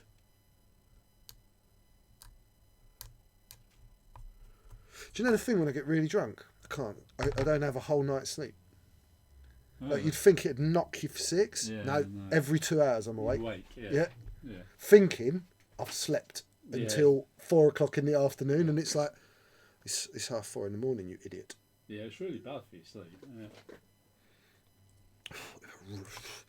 Kraken is so bloody tasty, man. It's the problem. I don't know what they put in it. I don't even bread and butter pudding. You had Kraken in a bread and butter Kraken pudding? The raisins were soaked in Kraken. Oh, my life. Yeah, that was yesterday. I Really hate fantastic. you. Oh, can Joe's post something so I can whisper him? I just did, actually. What did I fly at SOS, Matt? I flew Sims List. I flew Whisper with Afterburners Duke, Sontier fell with Predator, and 2 News, is it? The cheapest gunboats with Ion Cannon and Advanced Slam. I love the list. It's so much fun. Lots of flying, lots of actual decisions to make. It ain't Quad Phantoms. If I would have known about Fat Hand, I would have taken that because that's well up my street. But I lost 1 game by like 6 MOV. Shouldn't have lost. My opponent's dice were just nonsense. And then one of the games I lost, because I lost 2, I got schooled. I was so embarrassed by how badly I'd performed. I honestly, I've been out of the loop quite a bit with what a lot of stuff does. And the 1 game I did lose, like the 6 MOV, the reason why even it was that close was because I didn't realise inertial dampeners, R2D2 and Han work like that. I was still back in 1.0 thinking inertial dampeners was once. It was a charge. And then the next game was like this scum list, 5 ship scum, janky, decloaking, tugboat, this, that and the other. There was this, and I just didn't see the combo, and I probably didn't approach it well, but it was nonsense. It was like first engage you took Sontier off, second engage you took Whisper off, and I hadn't done a single point. I hadn't had a shot.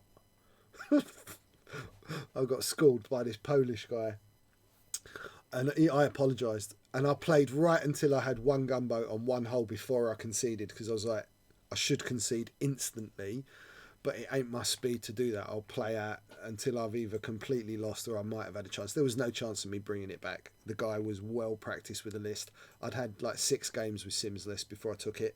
It didn't matter. I wasn't there for that. I've said this again and again and again this season. I have a ticket to Worlds. I have no pressure this season. I'm blessed enough to have won some big tournaments in my time. I don't chase that. When it happens, it happens. So, yeah, it was. What I will say, like, and I'm going to get onto this on Rasta and Ash, it was really nice vibes overall. I'm not really convinced about this whole prize structure and the ticket to Worlds, because I did see later on in the day where people like myself were in a position where none of us were playing for Worlds tickets. We couldn't because we'd lost 2 games. But they were still having arguments because of things like prize tickets. And that ain't cool, man. They need to change that. They need to make it so that people can have a bit more fun, you know. And I did see some gaminess going on for these, getting this invite to Worlds. So I think that needs to change. I love the idea that the top players get their invites guaranteed. But why have you made Worlds 3 days long? Make Worlds 7 days long. Do 5 or 6 days of Swiss. You can have 200 people a day. Everyone that wants to go to Worlds every year can go. The best part about Worlds was not the big, powerful PowerPoint gamers. It was everyone that was there just to have fun. That's what made Worlds for me. So it'd be really nice to see it changed a little bit. What could do was better. The local group is more curious than upset about the hand list. I hope to see the list in 3 weeks. I hope it's best draw. So yeah, I don't think the hand list is nonsense at all. Those of you that have ever watched me play games know I love 2-ship lists. It's what I'm all about. I love things like Fat Hand. I flew it last week on our Tuesday night stream and I lost Jake before Jake had ever shot. And Hand did go on, luckily, to just tip the points and win the game. And it weren't like I was miles ahead at all. A couple more turns, a bad position from me, he would have won the game. It's not an unbeatable list. I know 4 Phantoms isn't unbeatable, but I think the way people are kind of losing their shit about it isn't really on. I think the other bit I'd like to say is that all the people really losing their crap have not taken into account how well Jack flies that. Jack has flown Hand Jake for as long as I've known Jack. He's one of the top players in the world. He's one of the best players in this country. And you really shouldn't take nothing away from that boy to have beaten the lists and the players he beat with that list. One positional mistake and it's game over for that list. And I have to just tip my hat that list is out there. Han should be a beast. He pays 144 points for a single ship. Do yourself a favour. Yeah. People that want to wind their necks in. Do you know what? They did it to me after Euros and they did it to Simeon after Worlds. When something wins a tournament without the staple meta, i.e. 4 Phantoms or Rebel Soup, everyone goes, it's broken, nerf it. And no one gives the pilot any consideration at all. Simeon won Worlds because he flew some of the best games of X-Wing, I believe, that have ever been seen. Period. I won Euros because those 2 days I was unstoppable. I didn't make a mistake. I didn't positionally error. I was on fire and I outflew all of my opponents. Right? Simple. And when it's done with a list that's non-meta, people want to look for an excuse instead of, and people really need to think about this, that young guy has won this amazing tournament and this amazing title. That might be the only title he ever wins. So big him up for it and get over yourselves. Instead of like going, oh, it's only a list that won. No, it wasn't. It was clearly the kid that won. Yeah? Yeah, Jack is an awesome pilot, Bengar. I've played Jack with Hand Jake in 1.0 many, many times and haven't got close to beating him. He is an incredible pilot with those sort of ships.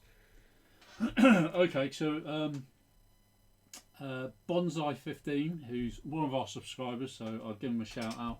He's running a gauntlet event on the 7th of July at Airbus North Wales. It's only on a Sunday. £10 entry, good prizes, and hopefully a great time. Brilliant. So whereabouts in North Wales? I don't know. He just says North Wales. It's Airbus. So Airbus North Wales on the 7th, was it? Yeah, 7th of July. July. So Airbus North Wales, guys, get your butts down there. If none of you have been to North Wales, go to North Wales. I love North Wales. Yeah. I live in Derbyshire. I love North Wales. I'm up in Llandudno and Rhyl and on the Isle of Anglesey all the time. It's absolutely beautiful there. The people are amazing and friendly. The scenery is breathtaking, especially if you're anywhere near the coast, which isn't hard if you're in North Wales. So get on down there. And if he's on my friends list, I'm not sure who it is, but I'm sure he's an awesome guy. So, yeah, that's the one to go to. So that was Airbus, North Wales, 7th of July. Yeah.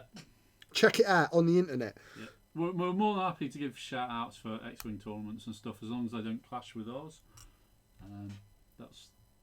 We're more happy to do that, especially for our subscribers. Look at that.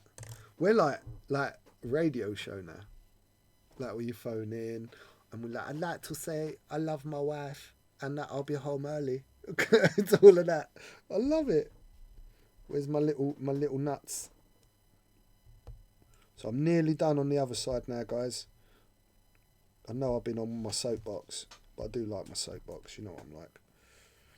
What's time, John? It is 8:34. Oh, what the bloody hell? Where did that go? Let's see how long we got left on the giveaway, shall we? There is 23 minutes left on the giveaway.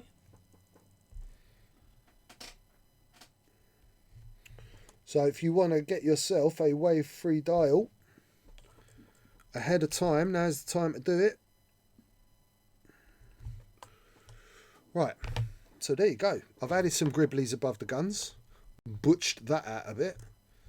I have filled both sides there.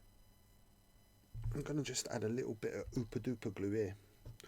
Can you see there's that little, it looks like there's a little gap there. So we spoke about this, that instead of going with the green, if you just waft in some glue, waft it like the French people do, waft this glue in your general direction. Would it have to be super glue? You wouldn't want to use plastic. No, because plastic glue melts things. Yeah. This is actually working like a filler. So although that probably, oh look, it does actually look like it's gone, but it might look like it's still there because it's clear, but that will fill, once that's got a primer, it should get lost completely.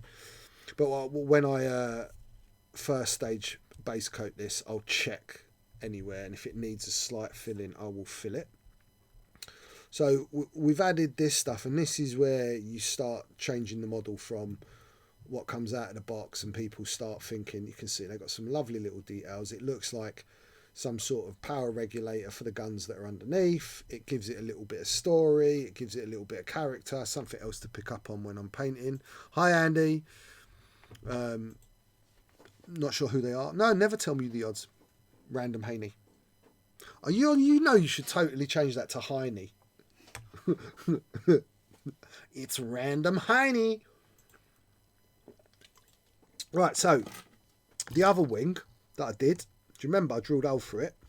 Let's just fix that quickly, because I said I would. Slightly bigger tube rod. I'm just going to cut.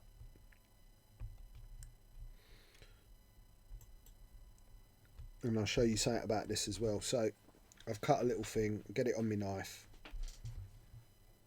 Bit of glue, take off the excess, over the hole.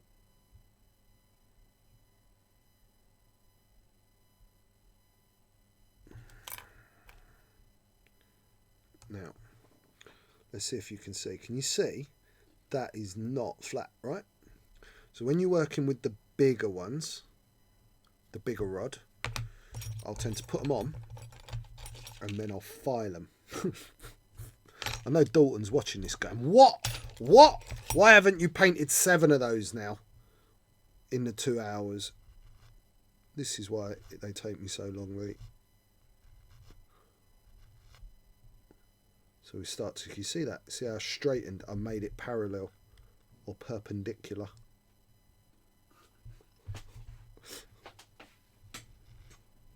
Right, so we're just, so we've actually got, look, now it's flat, but now it's got a little burr, so you've got to go around the edge. It's all about cleaning. There we go. I've just covered my little drill hole. Once it's painted, you won't even notice it's on there, but it's little things like that. So that's this side, goes on. I really want to stick this together, but I can't because I want to paint it. Where's my hole?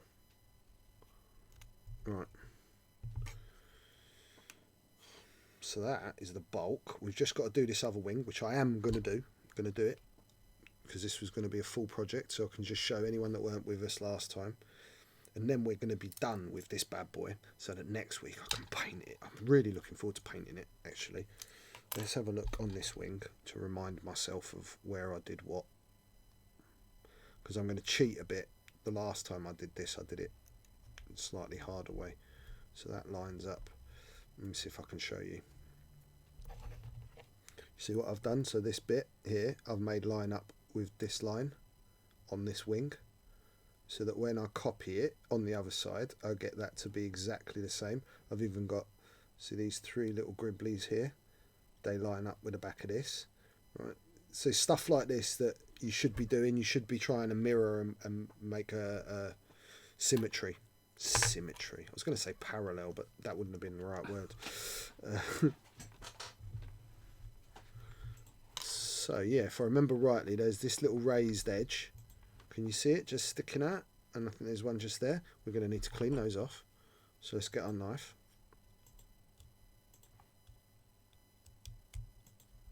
And here. Let's just go over this with my file. Gives us a nice flat, there you go, much better surface to work from, as you can see. Let's get this bad boy lined up.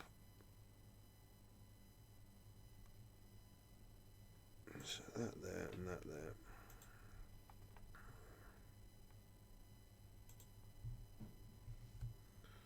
Okay.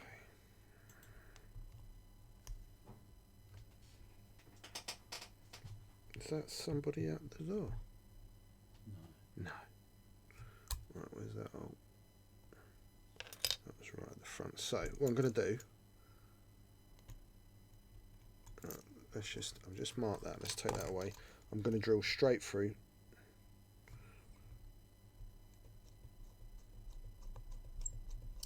Let's do this bit first. Sorry, you can just see hands.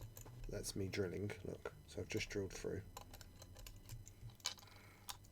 It's often hard, right? Because you lot are seeing the picture, and I'm looking down here.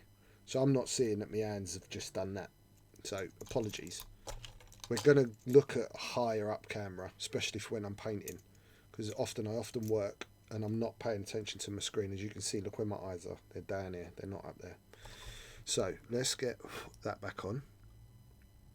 So Bonsai's asking if the wing's going to be permanent fixture. I think the answer is yes. Yeah, the wings will 100% be permanently fixed on. But I'm doing it like this because I want to be able to paint them separately, because they are a pain in the butt to paint, these wings, because of the panels and this, that and the other. So doing it like this will give me the option to do that. Now I've gone right the way through into the actual model. Now all I needed to do is mark that. Look, can you see? And you can see it's already got a bit of plastic coming out. So I've got the mark. Then I can drill all the way in. There we go, guys. Sorry. I've got to be careful because this is quite thin here. I don't want to come out either side. Alright. So that's that hole drilled in there. So let's get a bit of wire in here. And what I'm going to do is leave this really rich. Let's cut off a nice bit of wire like that. Let's get some glue on my wire. Boom. Right, so we just want that to hold, and then I can slip the rod in the hole. I'm such a child.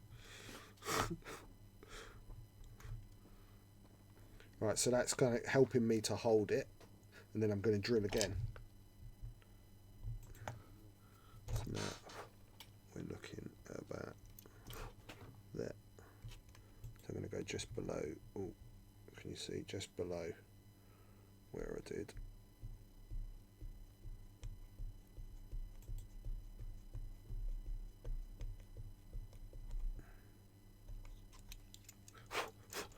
Straighten that back up. That I've actually got through. and then in. That should give me enough of a mark. Yeah, it's there. So now, because I've gone in not right on this line, I've got to be careful because I'll eventually come through this bit of plastic. So there you go, look, I can start to see where it's about to break the plastic, so pull that out. Same thing again. Snip. Snip. Oh, I'll wait till it's painted, man. Honestly, the painting's going to make it look ridiculous. I'm really excited about painting it because of the techniques I'm going to use. I love that lightning thing. And the only time I've ever done cloaking effects was before I ever owned an airbrush, and they were all done by hand. The last time I did anything like that, it was yeah, of course I've entered my team in UKTC again. I'm going for a 4PO, baby. We done the 3-peat. We're going to try for the 4 times lucky. And then, if I win it 4 times, I'm going to hold the trophy, just drop it. Go, that's it, we're out. Mic drop. Rasta's leaving the room. Yeah, we've won UKTC, American guys, 3 times on the trot. That's the UK Team Championships. I'm so very, very proud of that achievement. Against some incredibly good players. We had one round, I think it was last year, maybe not last year, maybe the year before, on the second year, where on the table you had the European champion, the world champion, the UK champion, System Open winner, like the 6 people that were in the game in that match, because it's 3 on us, was just ridiculous. I think Phil GC wrote about it in his blog because he was like, my God, look at that match. Like, it's just ridiculous, the titles those 6 people own. And UKTC is awesome. If you are in this country and you've never been to UKTC, you really are missing out on one of the finest events going. Mr. Wardle and his brother are just epic. Great price support, amazing venue. Nothing like that ever changes. So look, there we go. That's on. Team, where's the paint? Clearly everything's going to be in pink. So I'm just going to cut those there, but I am going to do those a tiny bit more when I pull this off, because you can see that's rich. So just nipping that a mil or 2 down. Question, where are they held? UKTC? Oh, UKTC is always held in Milton Keynes. Yeah. Somebody got there before you. King Chimp, that's Jeff Ball. Oh, is it? Yeah.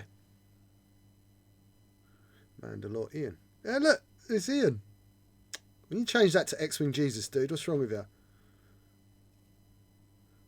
Mandalorians are not as cool as X-Wing Jesus. Okay, so that's on. That's actually fitted much better than the other side where I did it the other way. It's really strong. And I'll put some gribblies. Oh, see? I should have done it like that. So let's hold it up for you. It's very hard when I've got this weird camera angle. Alright, but you give us that picture? Yeah, just give me 1 second.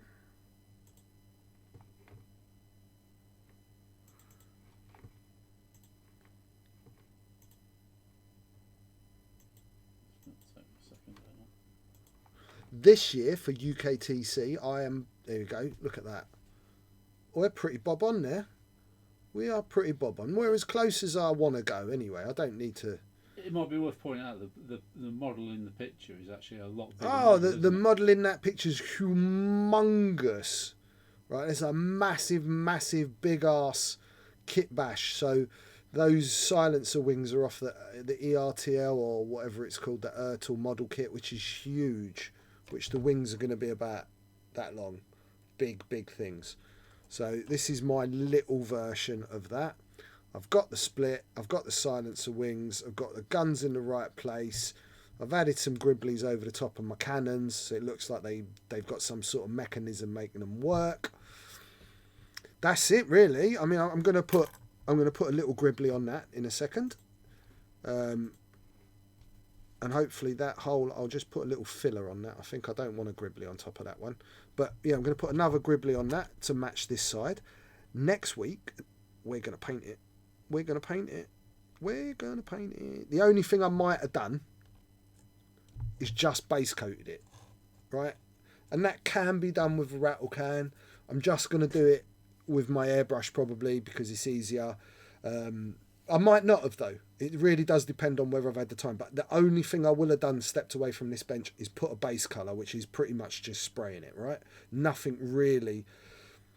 I want to use the 2 hours we got next week to get either most of the red laid down or all of the red laid down and start on the cloaking device. But like 2 hours isn't very long for modelling or painting for me. I can spend such a stupidly long amount of time, and this is hopefully what I want you guys to see, which is, you know, how much time really does go into some of the pieces that I do, and that there really is no way of cheating a lot of those things. If you want something to be really special, really beautiful, you have to do the work. You know, Michelangelo did not paint the Sistine Chapel on a Sunday afternoon. It took him at least 2 Sunday afternoons. You get what I'm saying. 8 minutes left on the giveaway. Oh, getting excited, John. We've got 12 people entered. Someone's getting a dial. Right, let's put that on there. Same as we did on that other side. We'll let that just sit nicely and dry off. Let's check the flatness of that. You can see again, we've not got a perfect cut. So, because when you're cutting, right, the knife's obviously got an angle, so it's going to slightly affect the plastic. So you're never going to get this perfect flat edge. And when they're this sort of size, they're... Oh, little bugger come off. Oh, you stinker. Let's stick you back on. A bit more glue. And then I'm quickly, because we've still got a few minutes, I'm quickly going to rip the wings off this vulture droid.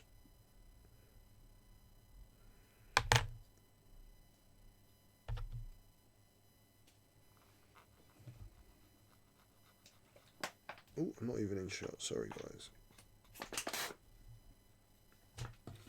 That's it. Cleaned up and flat. Right. Okay, so we've got 2 wings.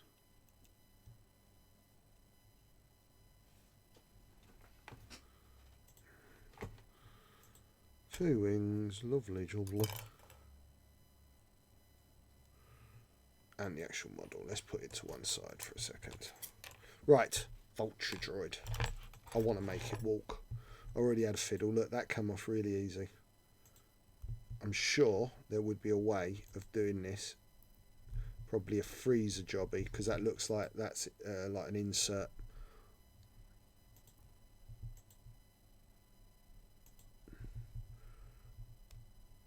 Okay, so that's the breakdown on the vulture droid. You can see it does kind of come quite cleanly away from this point. So now I could go with the whole, just stick the legs on like that. I could magnetise them so they turned, but they weren't ever kind of just stood like that, were they? They like, the legs were apart, and there's part of me that wants to make that happen.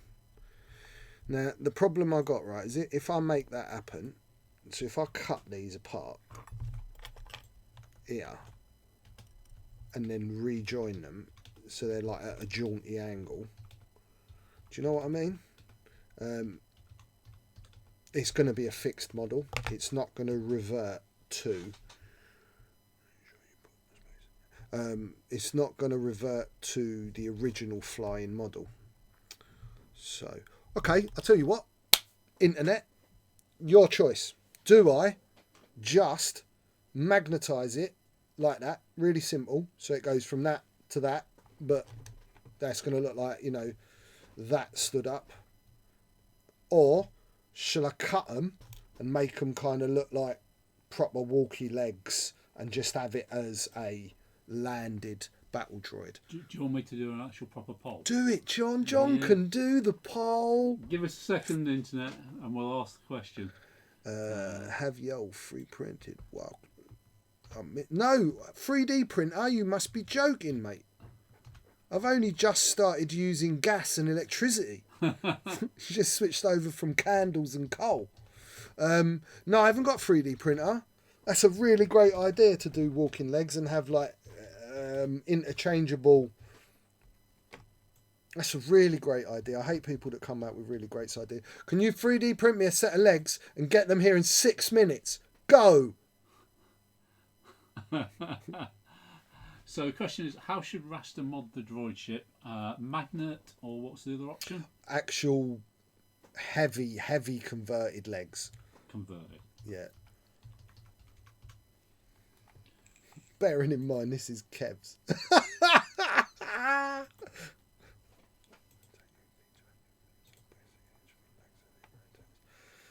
I don't know what you mean, Maice. That's a lot of work, isn't it? It's a lot of work. And I'm not 100% sure how I'd make a V-joint that small out of plastic. I love the idea of whoever said 3D print them. That's a brilliant idea. Convert that mother Hubbard. Hubbard. Hubbard. Where you from? Feeks? Caffini. Green stuff works too. What do you mean green stuff? Green stuff in what way, brother? Green stuff what? Talk to me, bro. Because I've got some. I'm a big green stuffer. I'll bring you some of my 28 mils I sculpted. No pain, no gain. I'm having a vape. It's been like an hour and... Haha, London, son. Son! I love it. Am I younger than you? Because if I am, I'm happy. I didn't think there was many older people than me in the world. Oh, it's so quick. I missed that. What was that? We use it for making... we use it for making custom part on Battle Tech Minis. What, green stuff? Is that what he's talking about? I don't know. Green stuff, yeah. I wasn't watching. No, I mean, it's not that I'd struggle to make the bits. It's that I'm thinking of, when you said green stuff, I thought you were referring to making a V-joint with green stuff. Like an actual hinge.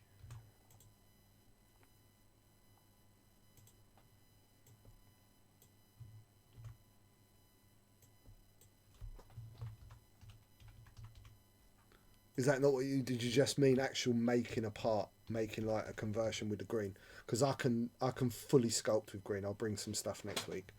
But the whole hinge thing at that size... Make a green stuff chair. Bengar, helpfulness, please. Yeah, you are older than me, Bonzo, bro. I'm 43. Yeah, okay. No, I mean, I could use plastic for any bits I needed, or green, etc. Just purely, I love the idea. So instead of these legs being completely flat, I love the idea of them being like splayed. So like where the tops and bottom, instead of it just kind of being like that when you've done it, it'd look like it was walking, like they do in the film. So one would be a bit like that, and this one would be a bit like that, and they'd look like they were kind of trundling about.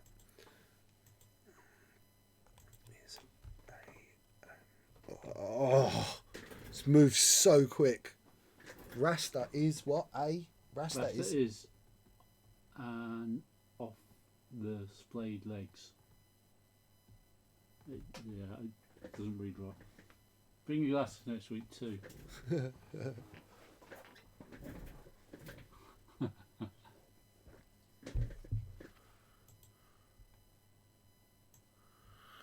It's funny, in the actual chat, they all want the full-on convert.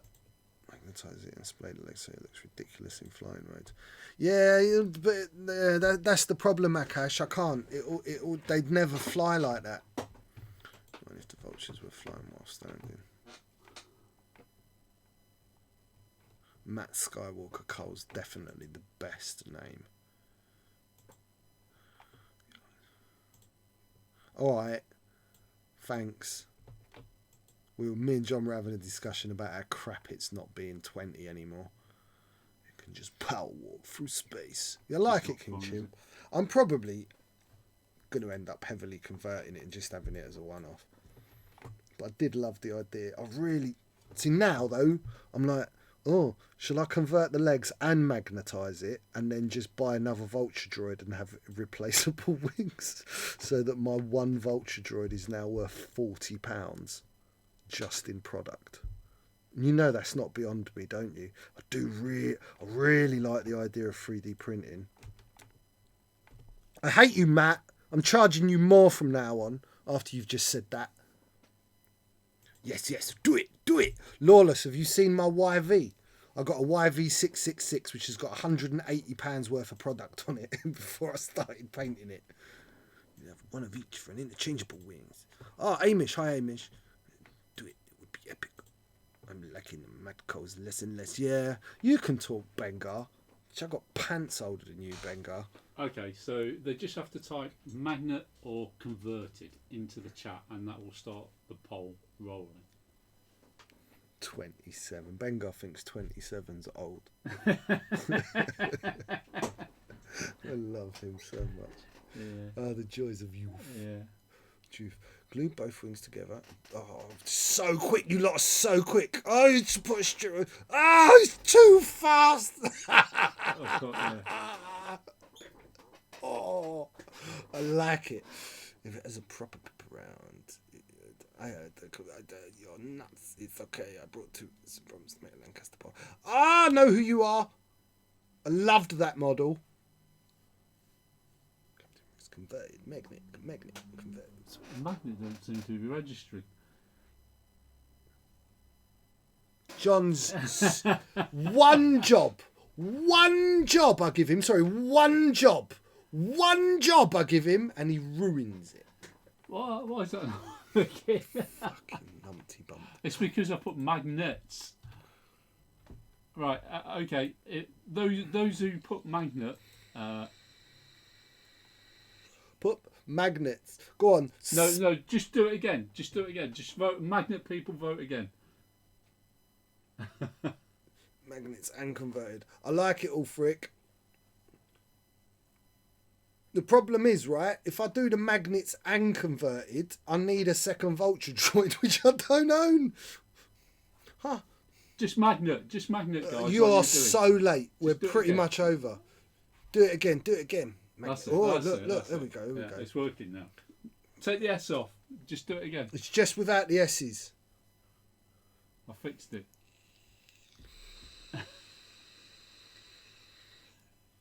Rubbish.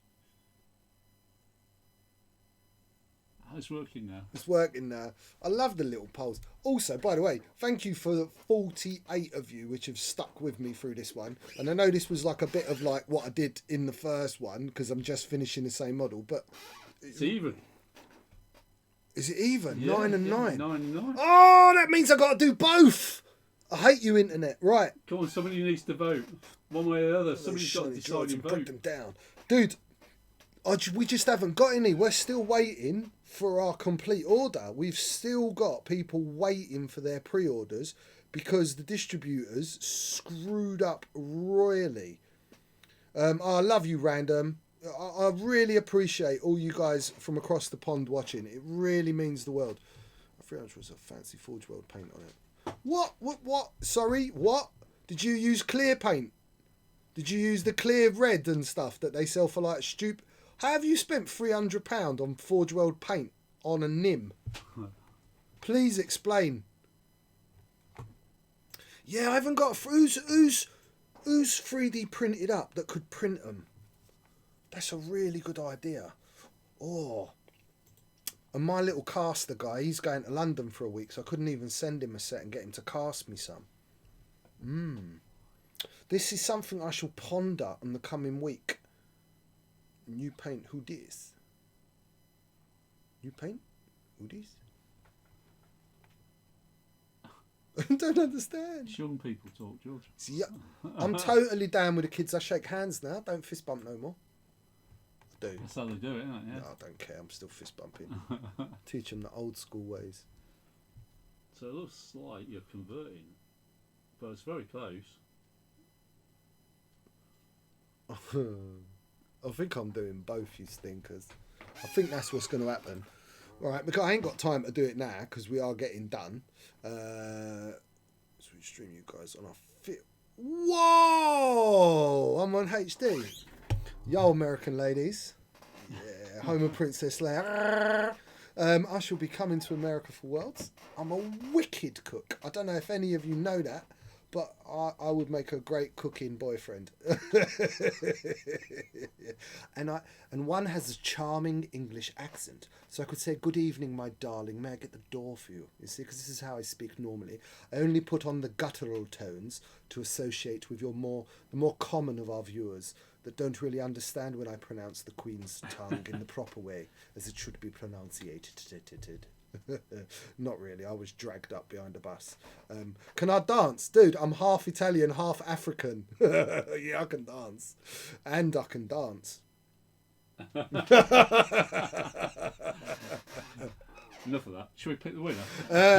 No, John, let me be sexually explicit. Right. So is that the timer's out? No, I'll never serve anyone again, my brother. I'll just cook because I want to cook. Anyway, listen. Put TIE silencer wings on a vulture droid. If it was down to Alex, it'd have defender wings. Right, so we have got a giveaway. Brap! Giveaway time. Boom! Giveaways just saying some stuff. Richie C! Do you know who that is? Yeah, it's cancel. And that's because you donated 1 bit. Like, next time, I want 2 bits. Not 1 bit, Richie. 2 bits. I think you got away cheap with that dial. And you won the wooden spoon twice and got 2 dials. Oh, man, listen. I'm all about people. I want to win stuff. You all want to win stuff. But, yeah, you Americans on... And I'm not saying you Americans. I'm saying that the American pages and a lot of the podcasts, which I refuse to listen to now, are just so fixated on maths and that it's just bloody boring.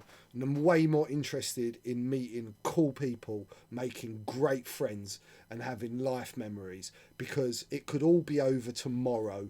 You know, at the moment I'm blessed with waking up in the morning. That could change. Walk out in the street. You could lose someone you love. Your life changes like that. We got a game that we all love, a great community. That's what's important to me. I like making models. I like painting stuff. Who don't like winning? But I ain't going to lose my rag about it. So there's other things we could be focusing on and pushing forward a little bit with our communities, more than these silly little arguments that go on. And it's actually quite...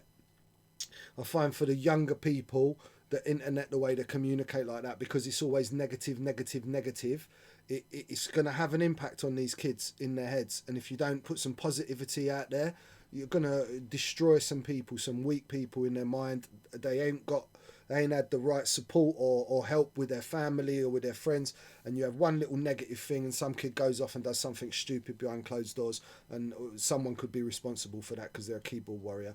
Instead of just bigging them up, the older guys should be teaching the younger guys how to behave. That's our responsibility. Also, if we want to have great people to be playing games within 10-20 years time. So yeah, man, well done, Rich. Patrick, you won, I think. Talking to Rich. Oh, he's talking to Rich. Yeah, Richie Rich. Are you in a late... Richie Rich is a lorry driver, and he's probably having a very tasty warm-up chicken korma in the back of his truck. And he's just won another one of my dials, dude. You're going to have to start running...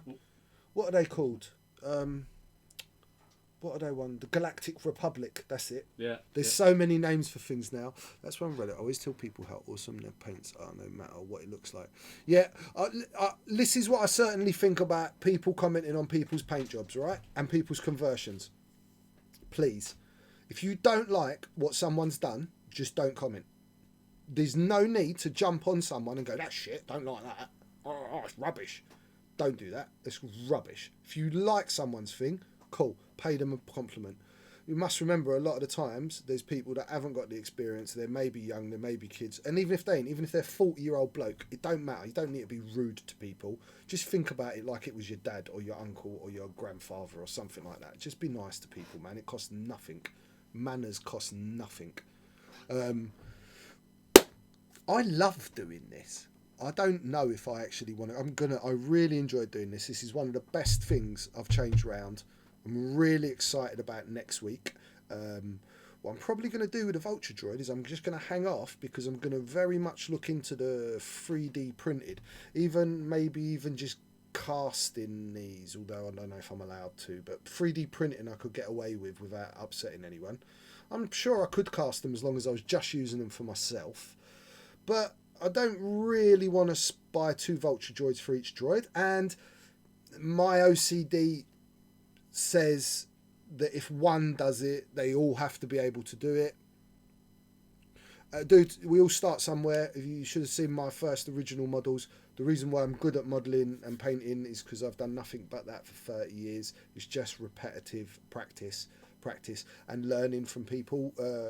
I've learnt so much from people, so much better than me. When I worked at workshop and throughout all the years, whether it was with my decorating, with the Trompe-l'oeil stuff or whatever, it was always people that had experience. One of the best tips I can give you is understand your medium. So if you're working with plastic, understand how it works and the tools you need to use it. If you're working with green stuff, understand the medium, the curing times, what you can do as it cures, etc, etc. Same with your paints. Understand the differences in the base coats, the washes, the pre-shading, the highlighting, the weathering. And next week we're really going to crack on with painting, right? So because we're doing this as like this, not hiding anything, apart from maybe I've base coated it, probably won't have. Gonna base coat. I'm gonna either way, whether I do the candy red or I do a flat red, I'm gonna undercoat, pre-shade, then top coat, then weather, then cloaking effect, and the cloaking effect will have a black overspray. Then it will have the lightning effect done on the edges with the airbrush. So all of these techniques will be put into one. I'm really looking forward to it. I don't often get a chance to paint anything for myself anymore. So I'm really going to try and give you, nothing's hidden, even the time constraints and how long things actually take to do it. Because otherwise, like, you watching a braided video and you go away and you've seen it and you're like, but he like just did it like that, and why is I getting it wrong and it's taken me hours and I must be crap. You're not. It's taking me hours. And you'll see when I mess up. Yeah, the Iron Man candy red, that one. I've only got a little bit of that red left, but apparently the awesome Lee's told me they're going to re-release it because that paint's selling for like £60 a pot at the moment, and I can't afford that. But where was I? I've lost my point. Well, we should maybe talk about people sending in questions and stuff like that. Send them to the, so, questions, send them to the Rasta Maice Painting Facebook page or Weekend Ward's Facebook page. Heat changing paint for an airbrush. Never heard of it, my brother. Never heard of it. I've seen the colour changing one, and I've got some. Don't think it works, really. I'm colourblind. So, maybe it does work, and I can't see it working.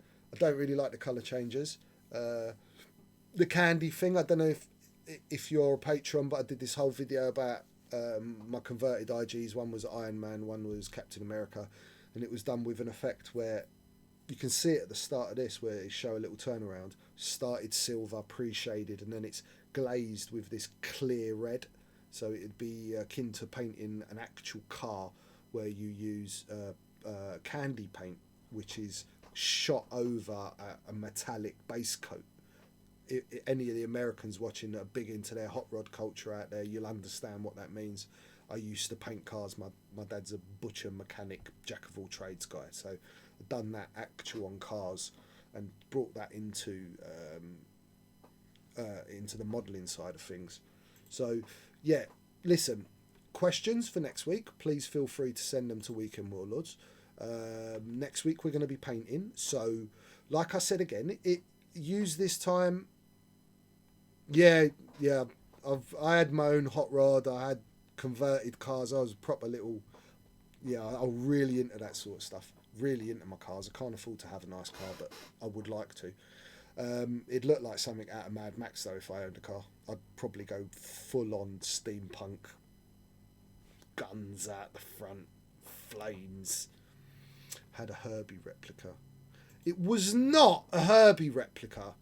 It was the most perfect bubblegum pink that I had made. It was a one-off colour Beetle that sat 1.5 inches off the floor, right? That all the boots stood out with neon lights on. My engine was so clean you could have eaten. The interior was made out of a Pontiac Firebird. I made all of my dashboard, all of my door covers. Listen, that car got me so many gal them. Ooh, it was wicked. But it was so low, I went over a tiny little crisp packet and I killed my car. I killed my car. I'm not even joking. It was one of many of my Beetles. I loved my Beetles. I had some great Triumphs as well. And anyway, let's not talk about cars. Mr. Blobby Mobile, that was the van.